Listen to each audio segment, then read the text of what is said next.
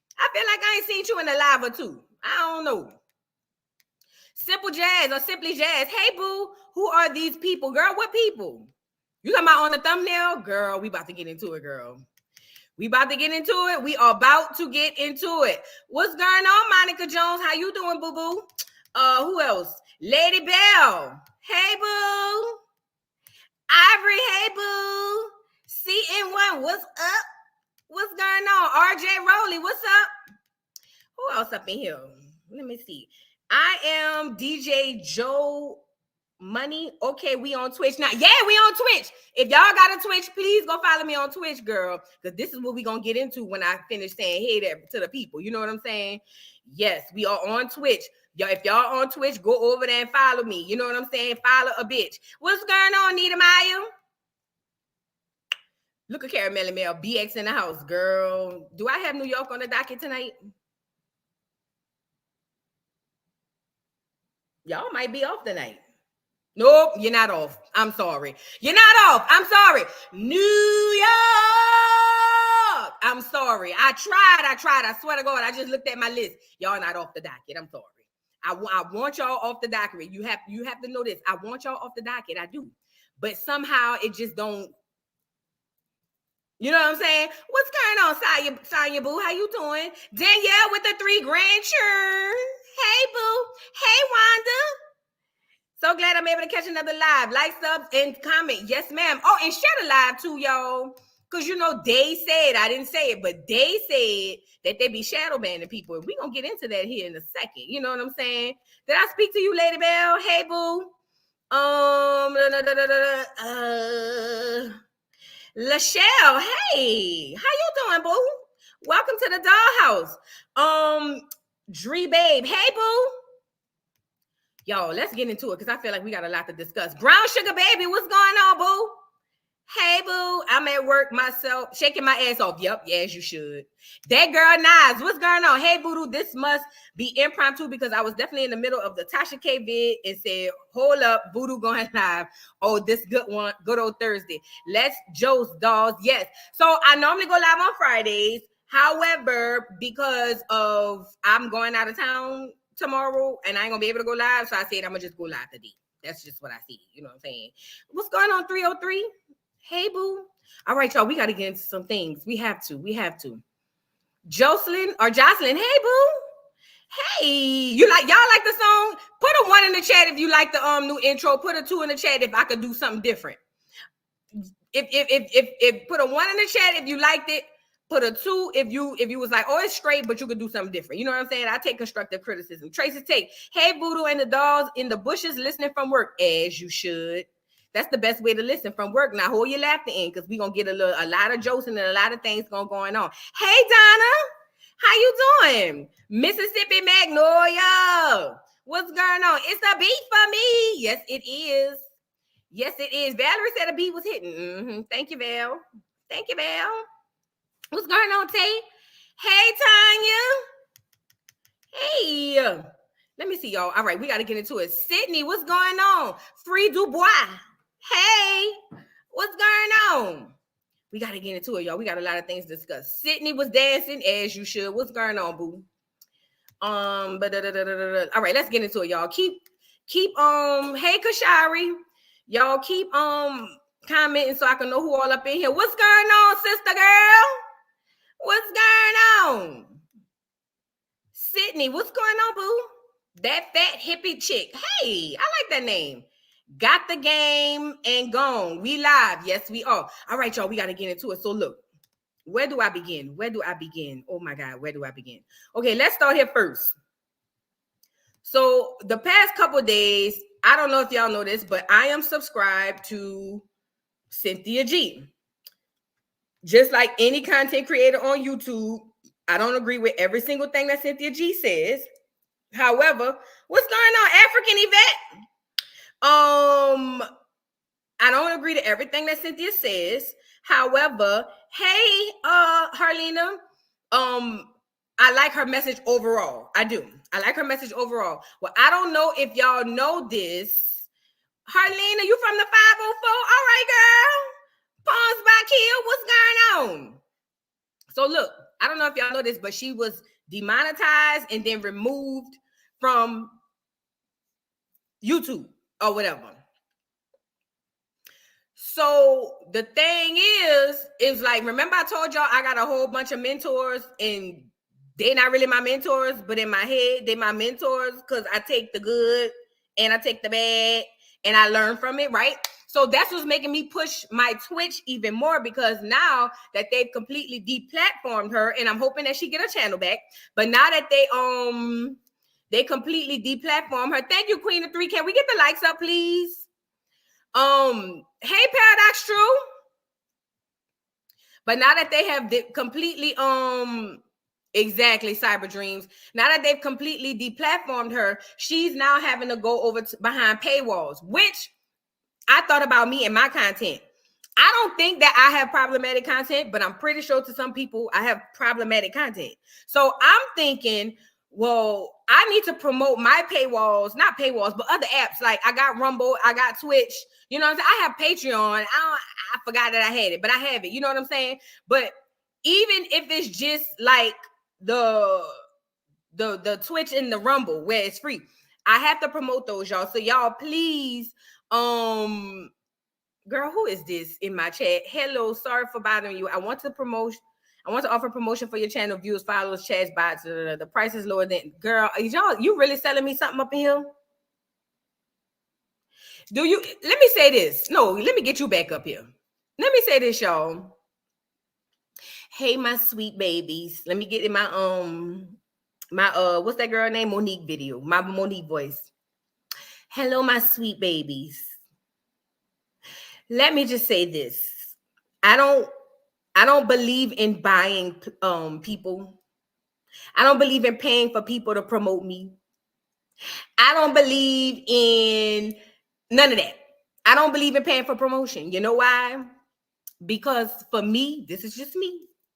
But for me, I feel like, no, I don't feel like, I know that I will gain an organic following. Now, it may not be as fast as others. No, it may not. They might have people who come on and get their followers up because they paid a fee. Next thing you know, they go from 20 to 40 or 60 to 80 or whatever the case may be. And shout out to those people. But I am not one of those people. I want an organic following.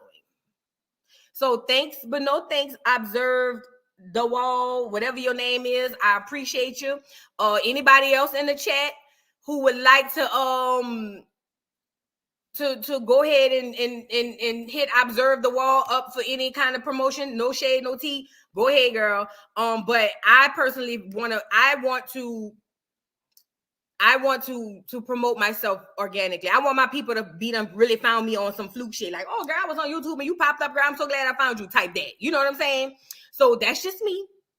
But nevertheless, back to the Joce. So where was I? Oh, so yeah, I have to promote these other channels, you guys.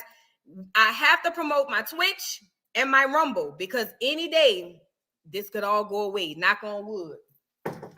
It don't. But in the event it do, I want to be able to still have a platform and have my people fuck with me over there. So everybody over here, please go follow me on Twitch and or Rumble, because I haven't been able to connect the Rumble yet because I still don't know about Rumble yet, but I will be doing that here soon. Hey Jeremiah, where you been at? I've been looking for you. I've been looking for you, Jeremiah. I asked the last two lives. Y'all seen Jeremiah? Where Jeremiah? Was looking for you. What's going on, Fat? He said, I promote myself because I'm a walking billboard. Is bitch. I feel like I look like I'm on the front of a perm box, bitch. Stop acting crazy, girl. What's going on? You know what I'm saying? Hey, Tanya. All right, y'all. Look, so we got to get into it. So, like I said, shout out to Cynthia G. I do hope she get a platform back. According to what she said on Themis and Throat, I love Themis and Throat. Shout out to Themis and Throat. If y'all want some education and some reads and drags for the for these wiggers, they not wiggers. They like these Negroes. Let's just say that. Go over to Themis and Throat. Also, Storm Monroe, I caught the update on his channel. So shout out to him. Yeah, y'all, we got to start promoting other things because we don't know. Tomorrow is never promised. You know what I'm saying? I've been looking for you on your intro on Spotify. Oh, you could do that? I ain't know you could do that. I ain't know you could do that. But yeah, look. So shout out to everybody in here. All right, that's the first thing we got out the way. All right. So now we've covered the new intro. The lady thinking I was binded blue. Shout out to the lady. I appreciate your fat. It ain't me yet, but when I do get out on the road, you will be I don't know where they was, but wherever they was, that's going to be my first stop. If you know where Tasha K did that live show from, please comment in the chat where Tasha K was, because when I do start to do live shows, that's going to be my first stop. Mark my words. Screen recorded. That's going to be my first live. Voodoo, it's my birthday weekend. I'm so happy I'm off. Normally I will be or go to sleep during the live. Oh, girl, it's your birthday? What? Happy birthday. Girl, what did you say? Let me sing happy birthday to Paradox True. Hold on. Let me get my voice together. Oh, they was in Miami? Copy. I need to go to Miami anyway. Let me get my voice together.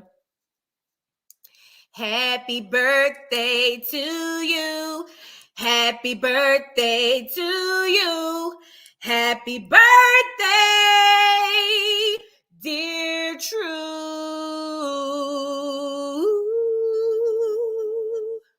Happy birthday to you.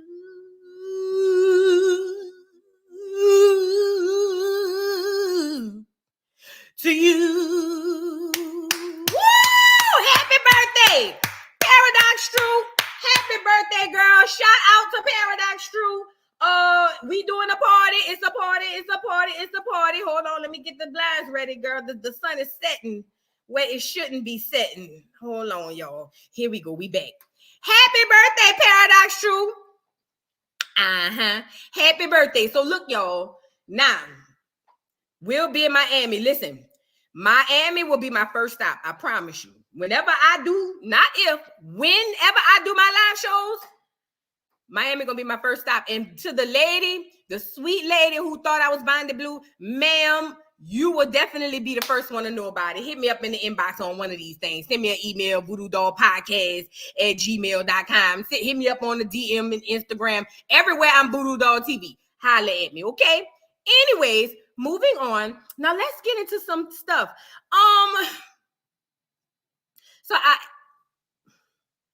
Let's get into the bullshit first. So, okay. I don't know if, let me go to Twitter. So, let's do Dwight Howard first. And I got a video coming on this. But let me just say this. This is the so-called age of Aquarius. I ain't gonna say so-called. This is the age of Aquarius. And a lot of teas are coming out. And let me say this also, because I was talking to my man, bitch, your man left you for dead. I was talking to my man about it or whatever the case may be. And SP said, "Not New York." I'm gonna put y'all on the second stop. I'm gonna be up there on the second. New York gonna be the second stop. I gotta do Miami because the lady thought I was binded blue. But the second stop is going to be New York. And I want all y'all out there. Do you hear? New York? New York. Let me say something. Let me say what I got to say to New York. New York, when I come up there, y'all best to show up and show out. Pull over and pop out, okay? Because listen, the way I have a hold on New York, I feel like I probably in a former life was living in New York or something. You know what I'm saying? So when I pull up, I need y'all to pull over and pop out. You know what I'm saying? So New York, I need y'all to pop out. I'm gonna be there second. That's gonna be second on my list of places to go, okay? Shout out to New York, all the boroughs, up north, New York over there by Jersey, since I think it's New York too. Shout out to New York, gonna be there. y'all gonna be the next ones on the list. Second on the list. Hey, Shani, she says, love your channel. I stay singing that song, LOL, all day, even at work. I'm a Geechee girl, so you speak my language. Yeah, we cousins. You know the Geechee people and the New Orleans people, we cousins. Yeah. Mm-hmm. Is cousins. Yeah, Amanda, look, I just said the Jersey people too, girl. Y'all, we will be in the building. Girl, what is y'all saying? Let's get into it though. But look, where was I? Dwight Howard. Let me just say this. I am a basketball fan. I've been watching basketball since I was a kid. I watched Michael Jordan when he jumped from the free throw line. Yes, I did. Don't ask me how old I am. Just know I was there. I wasn't at the game, but I was watching it on the Flow Model TV. Nevertheless, I understood. I love sports. I'm big into sports. I don't know if y'all know that yet. But oh yeah, I'm coming up to Boston. I'll be up there too. But look, I understand the game of basketball fully, like a nigga, like for real. I can talk sports with the best of the men. Like I actually found that I understand sports, basketball and football at least more than most men. Most men just are performative with it. But I'm getting off on a tangent. So when the big man Shaq came into the game, everybody was on the Shaq thing. I remember Shaq had the shoes. He did the movie that they said really didn't exist. Or was that Shazam? And then they said no, it was Shaq, but it was both of them or something like that. But nevertheless, the next big man to come into the game was Dwight Howard. Now, this is how I know my foresight and my third eye before I even realized I had it is off the chain. Oh yeah, y'all, I did my nails all over again. Ain't they cute? Y'all know I don't pay nobody. I do my own nails. I did do them. They different. What's up? But look, so when Dwight Howard first got in the game, I was like, oh, he cute. Oh, I like him. You know, I like me a semi-ugly nigga. You know what I'm saying? That's my thing. I like my niggas like, you know, borderline ugly, if not ugly. So when we get into it and we get to arguing, I be like, bitch, ugly ass nigga, like, fuck your ugly ass. You know what I'm saying? That's me, you know, because I gotta have something in the hip. You know, if I call you ugly and you cute, you're gonna be like, girl, get your stupid ass from over here. Then I gotta just walk away. But if you like semi-ugly if you semi-ugly and we get into it, then I can be like, boy, get your ugly ass out my face, bitch. Ugly ass. You know, anything. Like, bitch, ugly ass. Just walk past some ugly ass. You know what I'm saying? So I liked what's his name? Dwight Howard. I was like, oh, I got a crush on him. He is yo. Yes, he is. Yes, ma'am. So, but then I started noticing some traits that really didn't too well sit right here at the bottom of my throat. You know what I'm saying? I would see him, you know, during the press conferences. Oh. You know, tapping niggas on the booty and the game ain't even started yet. You know, shit like that. And I kept saying, something about this nigga is giving power bottom. Not even power top. Power bottom. I said it. I called it. 2018 is when I called it. Well, long story short, no, it was before 2018. Let me back that up. Long story short, the first person came out in 2018, and I said, I don't care what nobody say. In my opinion, I believe it is what it is. He's in the rainbow game. Say what I said. Now, he's had many allegations come out, you know, in between time. The baby mama, what's that girl name who was on Basketball Wives that first season? The one who was the dancer. She came out and said, a lot of things had done went down or whatever the case may be. And then these last allegations, my boy had to come out and just say, yay. So I'm sucking dick. What's up? Like, and what? So let's get into Dwight Howard. Now I'm gonna do the details on my video that I do, but I'm going to go into the response that Dwight Howard had, because Dwight Howard said, y'all hoes can mind y'all business. I'm gonna paraphrase what Dwight Howard said. Dwight Howard said, bitch, while y'all over there worry about me and my dick in my mouth, worry about yourself. This ain't got nothing to do with you, bitch. That's what Dwight Howard said. Y'all mad because I don't put the pogo stick on y'all. That's what he said. Let's get into it. Let's see what Dwight Howard had to say, because he had to come out and say something, because the people hadn't already seen the screenshots of him texting the boy.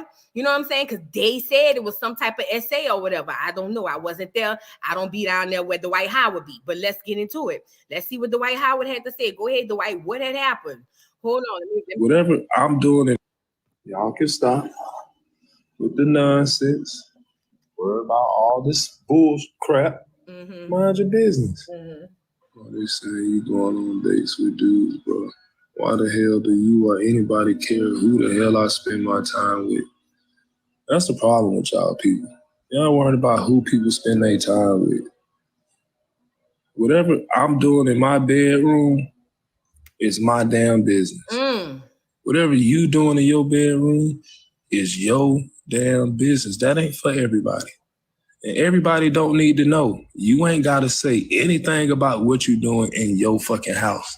It's your house. You ain't got to explain that to nobody. No matter what they say. They can say anything. Who gives two shits? Y'all too damn nosy, worried about what I'm doing in my bed. Hell, the people who know what's going on in my bed, they know what the hell going on with my bed and what the hell I do in it. That ain't for everybody on the internet. That ain't for no blogs. That ain't for no websites. I don't got to tell nobody where I put my wood at since y'all want to get to it. That ain't nobody business where I put my shit at. Y'all just weird. If you want to know what people doing in their bedroom and who they messing with and sleeping with, you are weird. You're the weird one. Oh, shoot. Y'all heard about that, Dwight?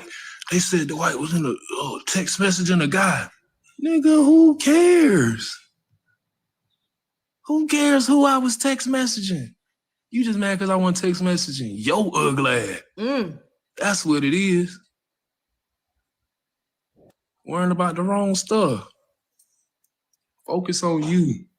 Worrying about who in somebody's bed and what they doing in their own bedroom. It ain't your bed. You ain't gonna never get in my bed. So stop worrying about it. Worrying about, because I don't gotta deny it. I don't gotta talk about none of that crap. The shit didn't even happen. You worry about the wrong stuff. That's why it's caution. Allegedly. Come on, man.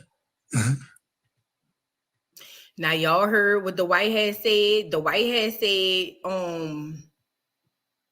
mind y'all business. That's what Dwight had said. Dwight had said, whatever he doing in his room is his business, and y'all hoes is messy, and y'all hoes is tied and through because y'all minding my business. Don't worry about what's going on in my bed, in my house. Whatever's in my cup is in my cup. That's what he said. You know what I'm saying? But ultimately, Dwight, let me say this. First of all, nigga, we didn't come looking for what was going on in your bedroom. Let's start there first.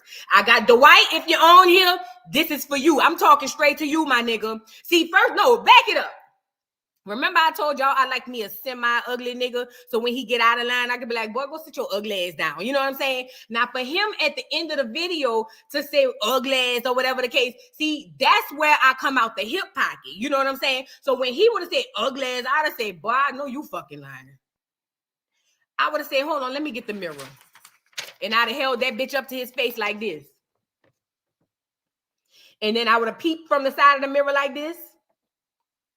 And I'd have said, now you want to run that by me again and say, who's ugly for what? What had happened? Hold on. And then you got it. The key is to peep from the side of the mirror. So see, you give them a chance to look at themselves. You know what I'm saying? And understand that I'm not in position like that. So you got to give them the chance to see themselves. Give them about 30 seconds. Not too long, because too long they're going to get, you know, their mind get to going crazy or whatever. But hold the mirror up to them like this, right? Soon as he say ugly ass, just go get the mirror, keep your mirror handy and hold it up like this. And look, 30 seconds in, maybe about 20, depending on how much he's sweating on the other end, do this. Now, you want to run that by me again? You said what? You cannot be saying that somebody is ugly. Run it back and do that again. And then come back. But this time, don't give it too long because he might get the swinging and windmilling. You know, niggas don't like to know the truth, you know. So come back and this time do the one eye. Don't you ever in your life, next time you want to call somebody ugly, hold the mirror up. And then try it again. You know what I'm saying? Don't you ever in your life fix your duck lips. Do you hear me? Your lubed lips to call somebody ugly when your face mirrors this and put the mirror back. And then you ain't got to curse him out. Just calm. You know how Blue Ivy was telling Beyonce and Jay-Z at that award show? Just calm. Yeah, that's number one why I keep me a semi-ugly nigga. You know what I'm saying? You know, nigga ain't even got to really do nothing to make me mad. Like, nigga, it's too cold in the house. Ugly ass. You know what I'm saying? Like, that's just me. Like, dang, it's cold in the bitch in here. It's cold up in here. You know, and ain't like, oh, it's still ugly ass up. You know what I'm saying? That's just me. But nevertheless, Dwight, yes. How dare you, bitch? We didn't come ask you about who was in your bedroom. That nigga who you was paying to play came and told us that you got niggas in your bedroom. Now, let me say this. He ain't the first alleged nigga. You know what I'm saying? So I feel like you want to sit up here and say it's not true. And for the purposes of this video and me not getting sued for the last 2 pennies that I have, I'm going to say allegedly. However, comma, nigga, don't come dragging us and get mad at us because your little bottom, your little top came out and told us you was a power bottom. Blame that nigga. Don't blame us. Talking about y'all worried about me. Y'all worried about no, bitch. We not worried about you. Prior to this trade coming out telling us what was going on, nigga, wasn't nobody checking for no Dwight Howard. Hell, quiet as it's kept. The NBA wasn't checking for you, bitch. Your teas came to us. We didn't come knock at the door saying, Dwight, what's been going on in your bedroom? No, bitch. Your teas came, kicked the door down at our houses. And guess what? Now we in the group chat. And like an Android, once you get in the group chat, bitch, you can't get out. So at this point, Dwight, kiss my ass, and go fight the battles you need to be fighting because we didn't call for you, bitch. We didn't send for you. You arrived without fucking, bitch. We didn't even know the package was coming. So I wish we could return you back to sender. But now since you want to get on here and act a fool, now we about to drag you, nigga. And I hope whatever that boy said you did, I hope it comes out to be true. Let's move on. Anyway, who else we got on here? Caesar. I need all my New York people. New York, concrete jungle where dudes will rob you. They might even steal you too. Down up in New York, they say them rats will come grab you.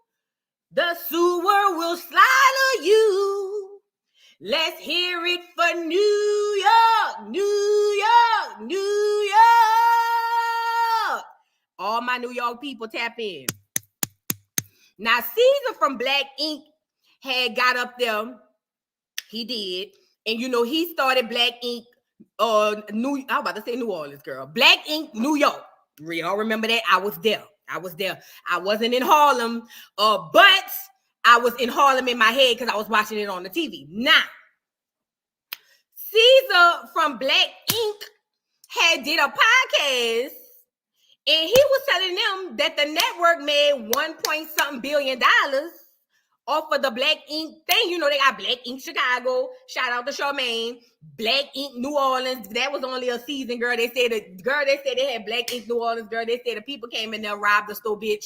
Niggas was shooting outside. They said the store wasn't open 30 days, bitch. But that's New Orleans. You know what I'm saying? That's how New Orleans is. You know, you can't open nothing in New Orleans, especially if you're not, hell, if you're from New Orleans, you can barely open something. But you're not from there, and you want to come in there talking about some Black Ink, girl. They said they were shooting up the place, girl. They said niggas was running out, all jumping out of the windows and all type of shit, bitch. They ain't know what had happened. They say shit was just everywhere.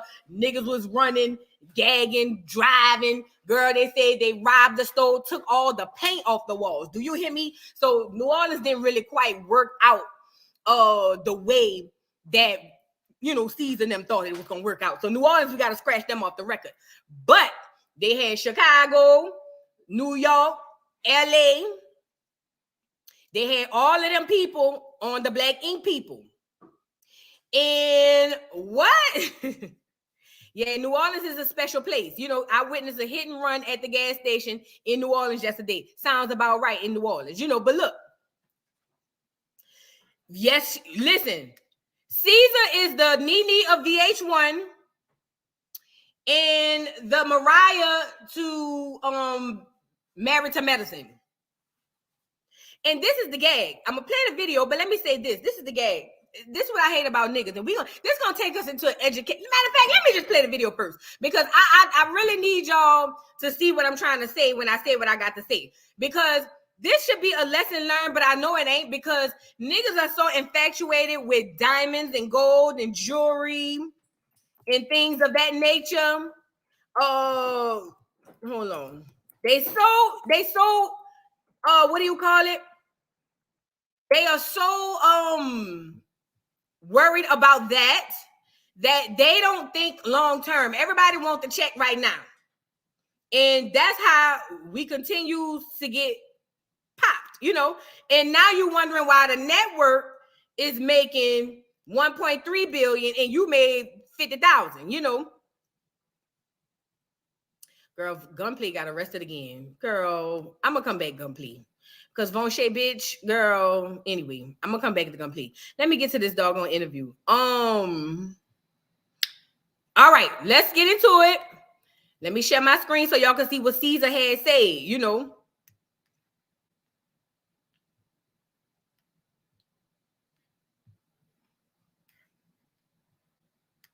Bro, I was just curious, right?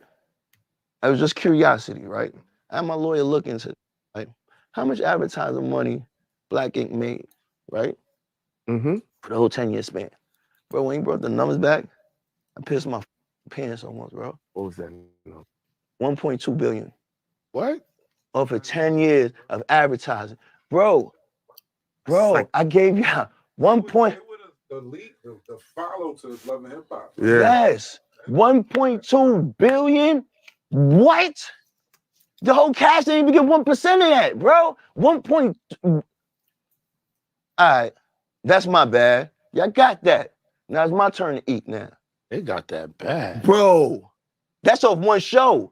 We ain't even talking about exactly. They got that bag, son. That's over 100 million a year just off of one show. It's not even a year. Think about it. It's still a year because it comes back, but in months. Yeah, but it's over. No, time. you know what I'm saying though. But in a month, it's like 3-4 months, right? Yeah, that's what now. Yeah, not even because season is what we used to. They used to They used to run us for 24 for a little. So you say like a couple months, but then that's 6 months. That's half 6 a year. months, 24. That's half a year. That in working time on television, that's definitely that's just for that 10 years. We're not talking about now because we streaming on Peacock, this, that. Oh, like, do you get residuals from that? Get residual what, bro? They don't pay you no residual. What? You don't even know how much you're really making, bro. I was just curious, right? I was just curiosity, right? I had my lawyer look into it. Okay. How much advertising money? So now that we heard Caesar tell us how he got bent over down there at the Black Ink people, let me say this. Somebody asked me to talk about financial literacy under my community tab. I did see your comment. Thank you, Kimberly Saunders, for the super sticker boo. Thank you. I appreciate you. Thank you. But let me just say this. Somebody asked me to talk about financial literacy under my community tab. And, you know, to sum up financial literacy to me and how it works for me is to live below your means. What does that mean? If you make $20,000 a month, let's just say you make $20,000 a month, you would be a fool and a foolish person to live at $20,000 a month. Why is that? Because what happens is that $20,000 a month, unless you got some type of trust fund, ain't guaranteed. So what happens is when the $20,000 a month goes away, when the $20,000 goes away and you have lived at $20,000 a month for so long, what happens? You crash financially and mentally. Now, as it pertains to Caesar, and it's not just Caesar, all these hoes, bitches, niggas, bitch niggas, and nigga bitches that go sign up for these people down here at the Love and Hip Hop people. Let me get me up here. Hold on. Let me get me up here. Let me say what I got to say. What happens is Hold on. Thank you so much for the super sticker, Sean. I appreciate you, boo. Thank you, Miss Parker, for the super chat. She said, hey, Voodoo in chat, make sure y'all hit the like button. Y'all, please hit the like button. I'm about to spill some real tea to y'all. I'm not no teacher. I'm an educator. You feel me? There's a difference. A teacher is somebody who tell you. An educator is somebody who expand your mind. Now, take a listen. Listen, Lindas, and listen, Leonards. What happens is in the nigger culture, I'm not talking about no other culture, I'm talking about nigger culture. We so deprived of things that when we get an opportunity, we literally like, you know what I'm saying? We get that opportunity and we grab on it and we can't let go. Even if that opportunity looks good on the outside and it's probably shit on the inside. Y'all ever, like, I don't like powdered donuts. I'm a real texture girl when it comes to my food. So what I don't like about powdered donuts is on the outside, it looks like a regular donut. But when you bite, I remember my first time biting into, not a powdered donut, like them jelly-filled donuts or them cream-filled donuts. I remember the first time I bit into one and I realized the inside was gooey and I'm gagging thinking about it. I ain't gonna lie. But I didn't, it fucked me up because I'm a texture girl, right? What happens is people want to be sold this and sold that and do this and do that. People want to be on TV, and niggas and po people equate fame with money. So what they say is, oh shit, if I get this deal with VH1 and I get on TV, people gonna see me on TV and I'ma be rich. But the real true tease is, the only thing true about what you just said was, I'ma be on TV. So while you go down there and take your pen and put it to the paper and sign, yes, sign me up for the next 30 years of my life. Caesar Black Ink, the niggas in the hood, they gonna be hating on this shit. Watch when I come back and tell them this shit. Because, you know, let me say this too. One thing about black people love flexing on other black people. Y'all notice that? Black people, a lot of our accomplishments are to put down another black person. That's another intellectual mindset that we lack. I'm gonna get there. Look. So they go down there, sign on the dotted line. I'm pretty sure this was Caesar. Yeah, watch when I get back to Harlem. Niggas ain't gonna, I'm gonna step in my Timbs. You know what I'm saying? That nigga Mason them thought they was the only one Harlem world on this ugly ass shit. Black ink taking over Harlem. I remember I was there. So, but the gag is, after you sign on the dotted line, now you not realizing that not only are you gonna get the TV show, but they about to bend you over and rob you, nigga.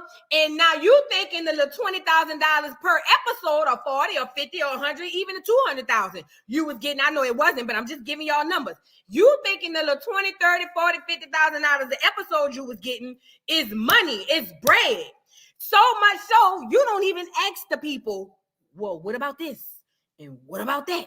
Because you just so happy that you got your $20,000, $30,000, $40,000 that you ain't had before, and you about to go back to the hood. You gonna get you a nice ass car, some bad bitches. You about to cheat on the bitch who been with you. You know what I'm saying? And it's not just niggas, bitches too.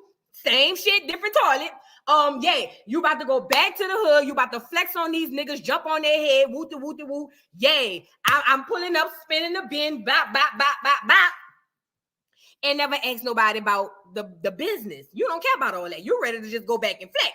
So what happens is, now you get back to the hood, and 10 years later, you realize them niggas made $1.6 billion off of my baby. It's almost like, it's a lot of women in the chat. Y'all know how this go. You get pregnant, right? And you carry the baby for 9 months, and your expectation is to be a parent. And then after the 9th month, somebody come and take the baby and give you a couple of dollars. You like, bitch, nigga, what? This is not for sale. This is my child. You know what I'm saying? But see, niggas don't think like that. Niggas don't think like that. And I know I've had conversations with many niggas. Niggas, yes, queen, not asking for royalties or nothing, but then go crying on live about getting bent over when you see your co-host still eating. Let me say this. But we don't have foresight as a people. So Caesar created a baby. sold it to VH1 because he probably needed the money. No shade, no tea. Sold it to VH1, and VH1 was like, yeah, cool, sign on the dotted line. Oh, Caesar, here's your upfront check per diem. But see, what you didn't understand was on the backside, Caesar, them people is going to make hand over fist money. Now, why is this important?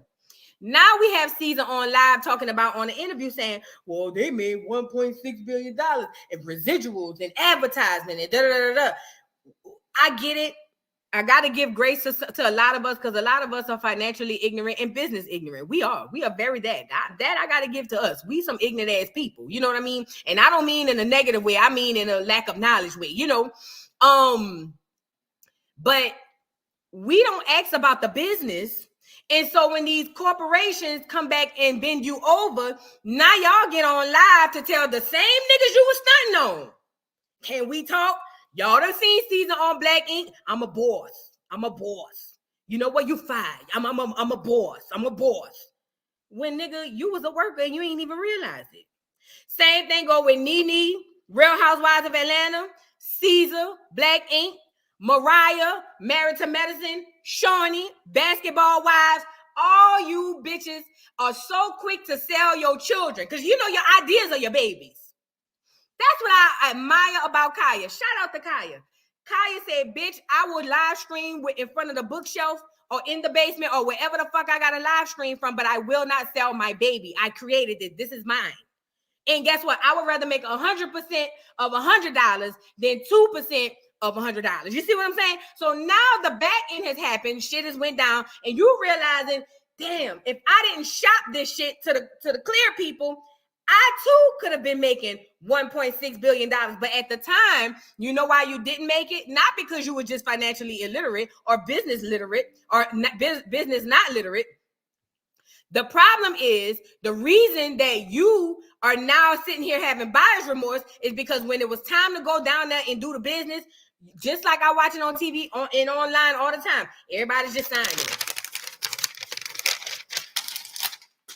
Oh, don't let them give you a chain. Oh, niggas lose their mind, they get a chain. Girl, if you give a nigga a chain, shit. So I'm saying all that to say, people out here, I know there's a lot of content creators on my live. I know a lot of content creators fuck with me. I fuck with y'all too. Let me say this. Y'all see them big ass podcasts that be up there, be having all the lights and the glitz, turn up the lights in here, baby. All of that extra bright. I want y'all to see this. Don't Rihanna your shit. This is your baby. You created. You hear me? Them people gonna come and offer you all types of things. Oh, we got a deal for you. Look, $1 million worth of game, sign that $1 million, 100 million or whatever they said that they made, and coincidentally somebody was unalive. I don't know if it's connected. I'm just saying it looks suspicious. Neither here nor there. I'm saying this to say to my people, I need y'all to start thinking smarter. The reason that they are able to capitalize off us the way that they are and the way that they do is because we sell everything. Nothing is sacred, not even our culture. We don't hold on to shit, and they know that. You know what else they know? Your broke ass need money. So because your broke ass need money, all I got to do is come, with something nice. Give them a nice car, get them a chain, give them about, a nigga who ain't never had no money, they see 6 figures. Oh, sold. And now you looking crazy on the back end like Mariah, like Nene, like Caesar, like Sean, all of these people who you created a baby and they told you was a goddamn executive producer, bitch. Now, let me just say this. I don't have to know nothing about the business, but owner and executive on top of producer don't make sense to me. That would make me want to go see why the fuck am I now signing over to be something that I own to be an executive producer. Y'all got to be strong. Let me say this. And we're gonna move on to the next topic. As far as my financial literacy advice, live below your means. Well below your means. You don't have to go get that brand new car. Hell, you don't need that new iPhone. They're all the same thing any fucking way. Only thing they update is the camera. Can we talk? You don't have to go get the Gucci, Louis, Prada. I don't even know what all that shit. Girl, I shop at Fashion Nova in the sales section, bitch, in Rainbow. Do. And I ain't gonna tell you how much money I make a year, but I could, if I wanted to, I can go and spend the money that y'all spend. But see, I think long-term foresight. I don't want to have a $1,500 car note because God forbid today or tomorrow something go down and I don't have this job, or something go down and I don't have this channel. How the fuck I'm gonna come up with $1,500?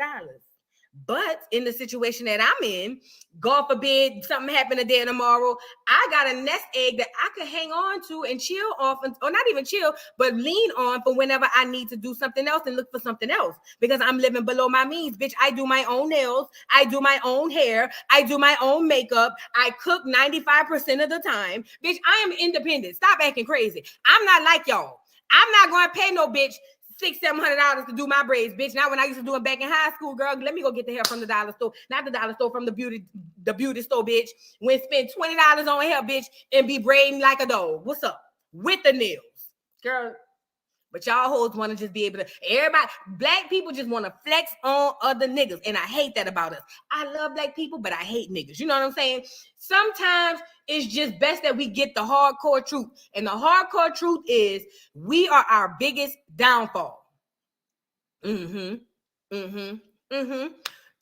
are one of the biggest reasons in 2023, not in the past, but in 2023, we are where we are today because we care about shitting on the next Negro instead of creating generational wealth and or creating a residual income to where, God forbid, the clear man knocks me off my rocker, I can still breathe and keeping my head above water instead of making a way when I can temporary layoff. Did Florida Evans not teach you niggas nothing? Come on now.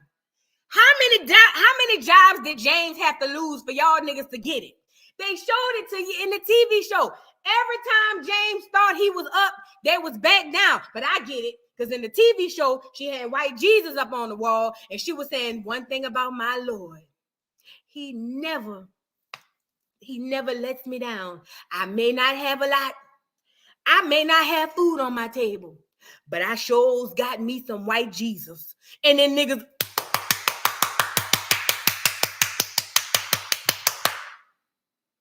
Then y'all take y'all ass down there to the church. Hey, pastor. You know, he fucking everything up and down the church. Say what I say. You know what I'm saying? But y'all carry y'all ass back down to the church. Pastor.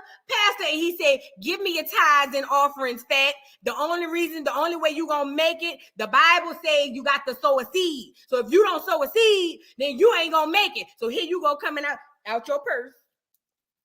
You ain't got but $30 on you, but you're going to give them 20 because, see, you want that 20 to turn into 200. But the gag is, bitch, you gambling in the church house. And you know the most truest thing about gambling, it ain't set up for you to win, fat. It's set up for you to lose. Instead of you carrying your ass down to the pastor who probably snorting coke and screwing strippers and probably boys too on the weekend, and putting your faith in that nigga by lying to yourself saying you putting your faith in God when the Most High don't have an ATM machine or a Cash App. Can we talk? The Most High don't have a Cash App or ATM machine. But if that's what you want to tell yourself to make yourself feel better, to get you through the next Sunday so you can get up there, praise him. And then the pastor used his psychology degree that he got over there in theological school. And then he get up there and see that you tired, broke, and through and destitute. And he get up there with his paper and he wipe his nose and he say, you know, the Lord put it on my heart to speak to y'all today. And I just want to tell y'all, is somebody in here who is in need of a blessing. Now, the gag is, you dumb ducks, if you look to your left and your right, everybody in that bitch need a blessing. That's why they here. But see, he not going to say that. He going to try to make it seem like it's just for you. This your message. This is yours. So he going to say, somebody in here need a blessing. And I don't know who it is, but the good Lord put it on my heart to tell somebody everything going to be all right. And then here come the organ. I got a feeling everything's going to be all right. Whoa, I got a feeling everything's gonna be all right. Whoa, I got a feeling be all right, be all right, be all right. You in the catching the Holy Ghost. Bitch looking like you're catching a seizure.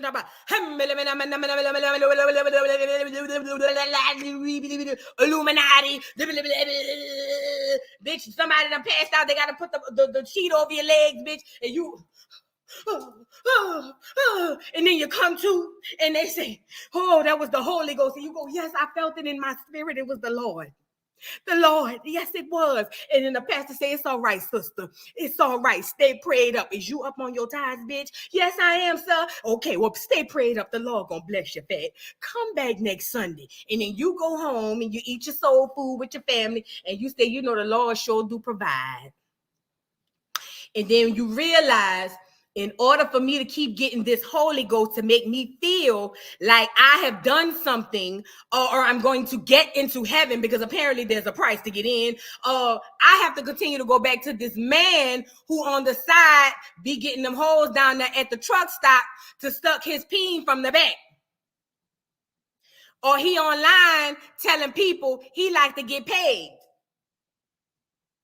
Or he down there at the restaurant flirting with the doggone waitresses, telling them how I know I'm married and I know you know the first lady, but I sure would like for you to blow up my butt. But see, he don't tell you that part. This the part, he leave that part out, because you know he don't want you to look at him different. But you know, y'all go down there and giving you the money. You know, the dumbest shit I ever heard in my life on my timeline is this girl from New Orleans who got buku money. And I remember this girl said she is manifesting and tithing to make her first $3 million. She said, and whenever she make her first $3 million, she is going to tithe 1.5 back to the church. And do you understand what it took for me not to find her location, jump in my car, find her, grab her by her hair and twist it around like this and upside her motherfucking head, you big dumbass bitch. All these homeless people out here on the street, and you talking about tithing back 1.5 to the church, you big dummy bitch. Y'all ain't ready for that conversation, though.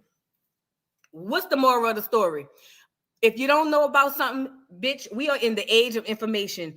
Find out, do your research, find out what's going on the back end, fat, because while you around here sitting up here acting like it's all cool because I'm about to shit on the next nigga, that nigga you shitting on, you're going to have to go move back over there. I'm pretty sure Caesar ain't making the money he used to make, so I'm pretty sure he on his way, if not already there, back to the hood to shit on the niggas that you thought you were shitting on because the clear man wrote you a check, but the whole time, the check that he wrote,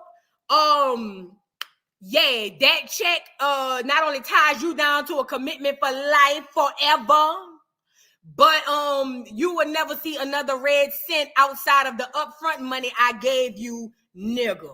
Let's move on. I saw some super chats come in. Let's get into the super chats. Okay. I already said yours. Thank you, Miss Parker, for the super chat. Y'all hit the like button. Thank you, Jeremiah, from I-10 by 10 to GA for Voodoo Bay. Oh, yeah. Hit the road, Jack. Come on up here. What's going on? Thank you, kid. Thank you for the super sticker. I appreciate you. Thank you. Thank you, Dree, for the super chat. Love your channel and your energy. Keep them videos coming. Thank you, Dree. I appreciate you, baby. Oh, Miss Parker, I seen this every day in mortgage, but everyone wants the big house, can't put food or furniture in it, but you got the house. I'm done, sis. Keep preaching. Thank you, Miss Parker, for the super chat, and I'm glad you said that because that's going to segue us. You know what? Hold that point. No, fuck it. We're going to go into it. That's going to segue us into Chrisean, and we're not going to spend long on Chrisean. Let me say this, y'all. Chrisean is a 23-year-old girl.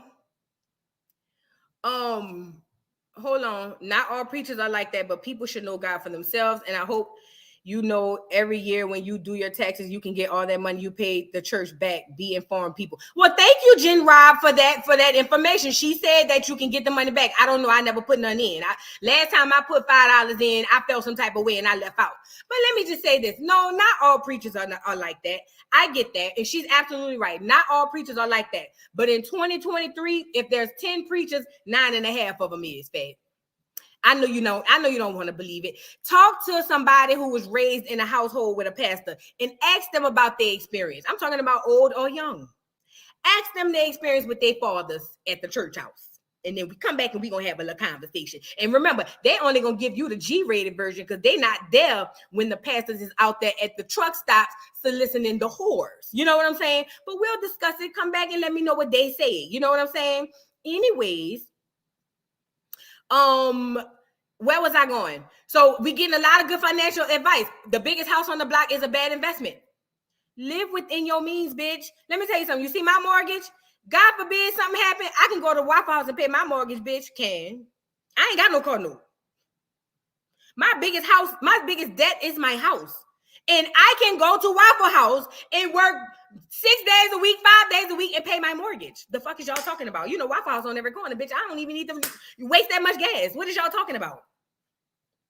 Live below your means. But nevertheless, if y'all want to keep running down there to the church house, this is not to shade nobody. Please go. Some people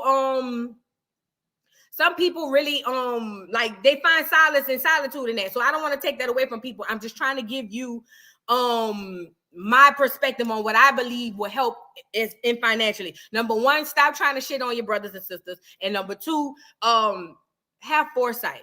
Don't just sign something because it looks good up front, because most of the time it ain't. But since we here, Chrisean Rock.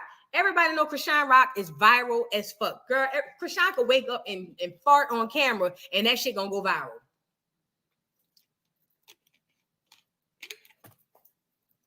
Sorry, y'all.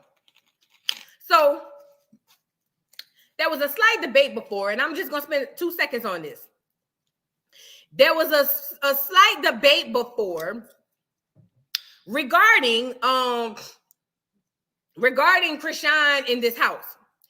I had people, Chrisean was jumping my comments saying, bitch, you don't know what you're talking about. She put a whole year down worth of rent, and you don't know what the fuck you talking about, bitch. You need to get your facts straight when it comes to Chrisean, because she gonna buy that house. And you know, I did take a real estate course back in about 10, 15 years ago. So I have slight knowledge on real estate. I ain't no agent or nothing, but I wanted to go be a broker, you know, because I realized as I was in school with the agent people, and they started breaking down the prices of who make the most money. I said, why the fuck would I be the person in front saying, hey, come to open house, when I could be the bitch behind the scenes cutting a check, making more money? That didn't make no sense to me. So because of that, I have a little real estate knowledge, or whatever the case may be. And what I realized is, living above your means. That's where we were going with that. Chrisean on the live today says she's in a $2.6 million house or something like that. She was like, I'm fucking lit. I'm 23. And you know what? At 23, shout out to Chrisean. These are facts. Shout out to Chrisean, because Chrisean is doing big things. I'm not going to take that away from her. I know the Chrisean will think I hate her. You know what I hate? What happens to the kids. Other than that, girl, I don't care what Chrisean do. But I don't hate Chrisean. I promise you. Look. So, Tisha, you drinking the same thing?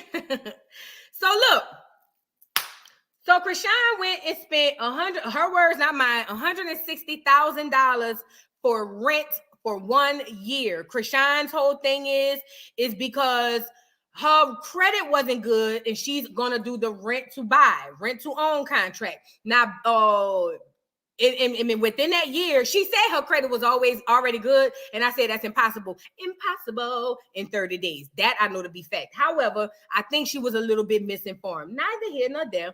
Chrisean Rock went spent $160,000 on rent. Anybody who has any common sense, not just financial literacy, common sense will tell you, if you had $160,000 cash, why would you throw that away on rent?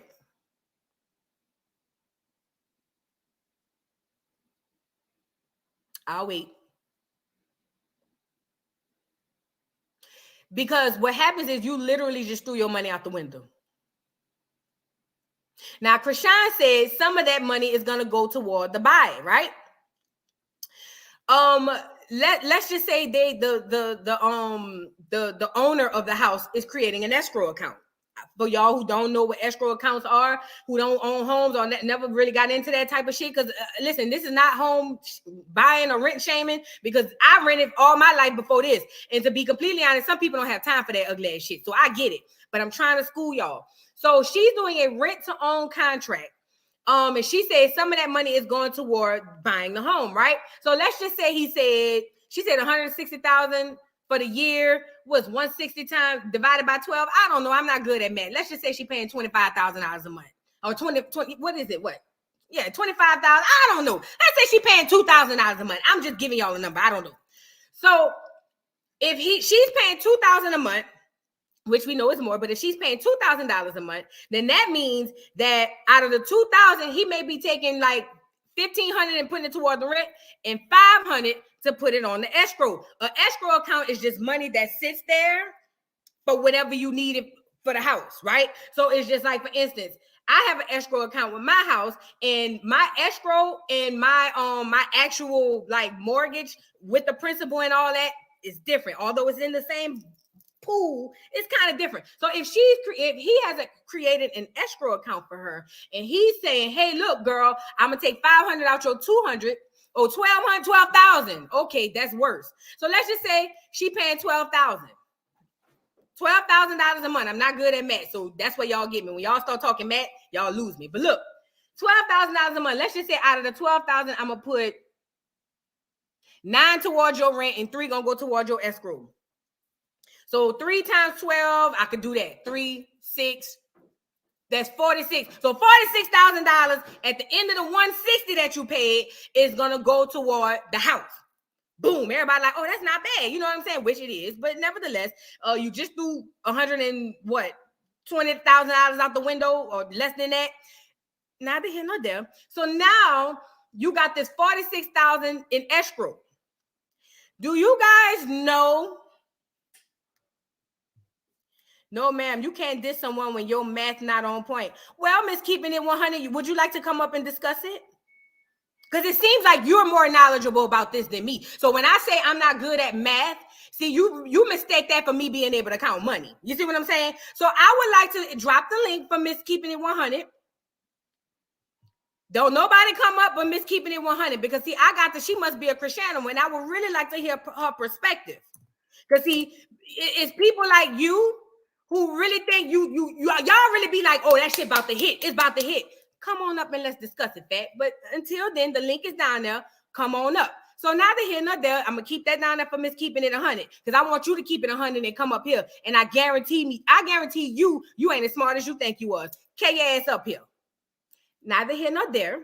I'm saying all this to say, if she's putting this money into an escrow account, do you guys know that at the end of a rent to buy, lease, or term, the owner is not obligated to sell you that house? Did y'all know that? Did y'all know that? Did you guys know that when you sign a rent to own contract, at the end of that lease, that owner can say, nah, I don't want to sell you my house. And by law, there's nothing they can do. So now, although you may get your escrow money back, because they got to give you the escrow back because you're not going to buy the house, you just wasted and pissed away a little under $120,000. Miss Keeping It 100, where you at, Fat? Come on up. We going to just discuss it. That's all. We just gonna discuss it, because see, I realize with the cyber world, it's a bunch of social media keyboard warriors. You know, you niggas got big old chests. Y'all chests get this big. You know what I'm saying? When you in the chat. But I want to see how smart you is. Carry your ass up here. And you got a missus, so that means you got a husband. I don't know. You know what tease is giving me, Miss Keeping It 100? It's giving me you taking care of that nigga on your Section 8. But come on up, let's discuss it. You know what I'm saying? I'm waiting on you, Fat. I dropped the link just for you. Come on up. We gonna just discuss it. That's all. We just gonna discuss it. But neither here nor there. The point I'm making is, they're not obligated to sell you their house at the end of the lease. So now let's just say, for all intents and purposes, you thinking you about to buy a house, And in the end of the lease, the people say, you know what? I didn't like the way you was when you was written. I'm not sending you your house. Here go your 46,000 back or whatever the case may be. But the other 14,000, I get to keep that. Now you just pissed away $100 and something thousand, right? The problem with that is you could have done so much more with that money, but you wanted to live above your means because you big rock. I'm big rock. Big one, not the little one. So when I go buy my first house, not the second, not the third, not the fourth, but the first, when I go buy my first house, guess what I'm going to do? Because what did I say earlier today, people, what niggas do when they first get on? What did they go do? Shit on niggas. So guess what Chrisean did? Signed a lease or alleged rent to own for a $2.6 million home. Miss Keeping It 100, I'm waiting, bitch. Carry your ass up here, please. Because I don't like y'all talking. See, when it's on my videos and I don't catch it in real time, most of the time I just be like, whatever. You know what I'm saying? But since this is real time, I think it's only right that you come on up and we discuss it. Come on up. Come on up, fat. We just gonna discuss it. That's all. We just gonna discuss it. Come outside. We not gonna jump you.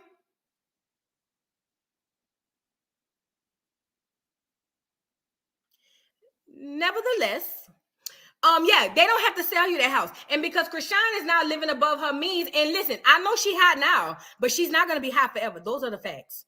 Fame doesn't last forever. Infamy does. Very, very, very few people be famous forever. Very few. You got your Will Smith, your Denzel Washington, because they're constantly working. Now, I'm not saying it's not possible. She can become one of those longevity reality TV stars like Evelyn Lozaya or something like that. But even she have to go down there selling waist trainers and shit at the Fashion Nova people because she be needing a couple of dollars. You know what I'm saying? But neither here nor there.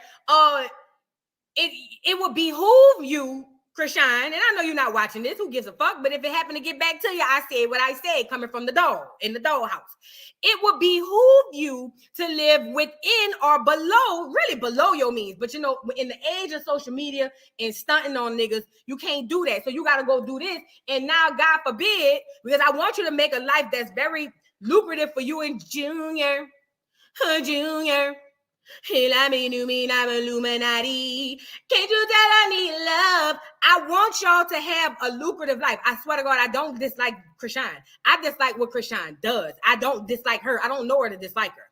But I really would like for you to come on and create longevity for your child. But if you don't have a financial planner, and a lot of times financial advisors and financial planners for rich and famous people, they be stealing y'all money too, fat. So it will behoove you to learn your own shit.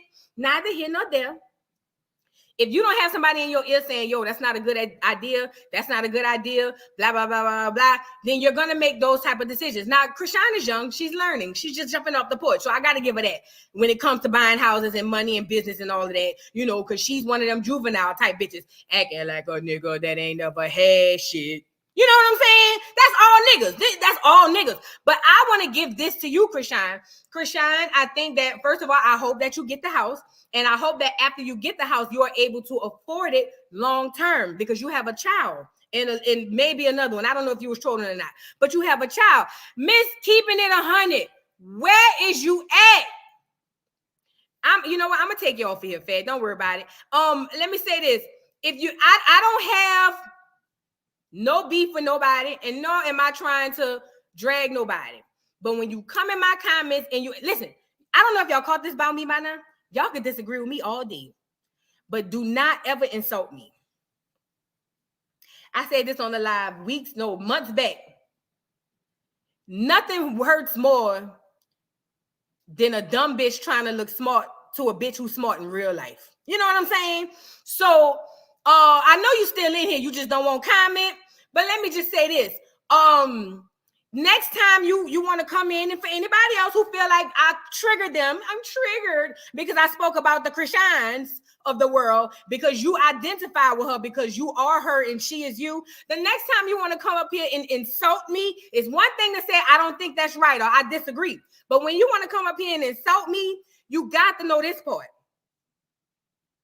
it's smoke behind that fire. No, it's fire behind that smoke. You feel what I'm saying? So you got to be able to come up here and stand on all 10. Because see, everybody have no problem when I'm out here dragging Erica. Don't nobody got nothing to say. Everybody like drag.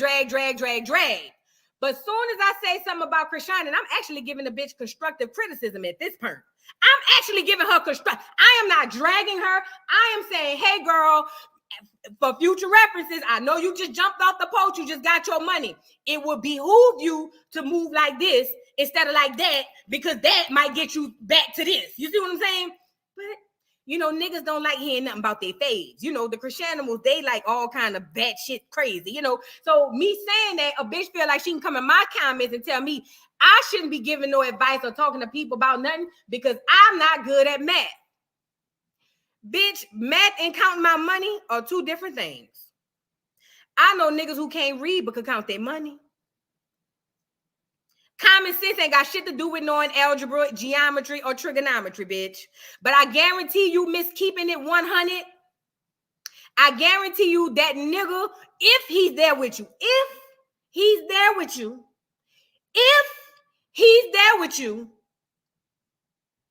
you probably taking care of that nigga while he get up and play video games, and you probably around there scratching and surviving. You probably around there stressed out because the nigga keep cheating, but the gag is he cheating in your car with your money, but you love him so much because you just so afraid to go back to the bitches that you want to stun on and say, I got a husband.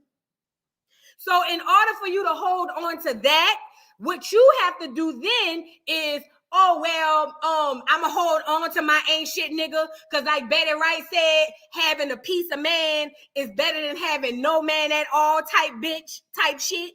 Yeah, you one of them hoes, and you're so scared to get out here and have the girls know you failed that life because you got a divorce from a nigga who was fucking the neighbor, the lady down the street, the people down there at the grocery store. Everybody know he fucking everybody but you, bitch. But you just so scared to go have to come back and say, I got divorced. So because of that, you gonna hold on to the nigga, and you gonna use that missus as your badge of honor. But see, the gag is, bitch, when you get off alive and you look to your left and you see that nigga sitting there in his drawers in your bonnet,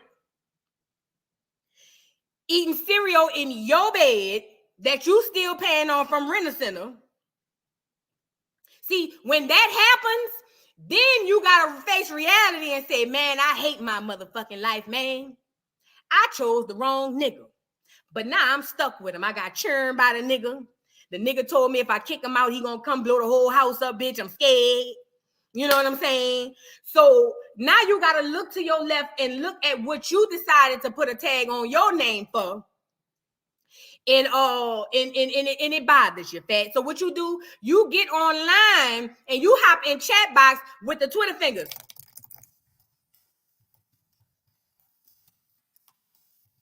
Because that's your outlet. Because see, you can't tell that to the nigga who's sitting to your left with your bonnet on, eating all the churned fruit snacks. You can't tell that to him because he gonna go upside your head, bitch. So what you do is come over here to the YouTube people and to Twitter and Instagram and all of that, and you get the...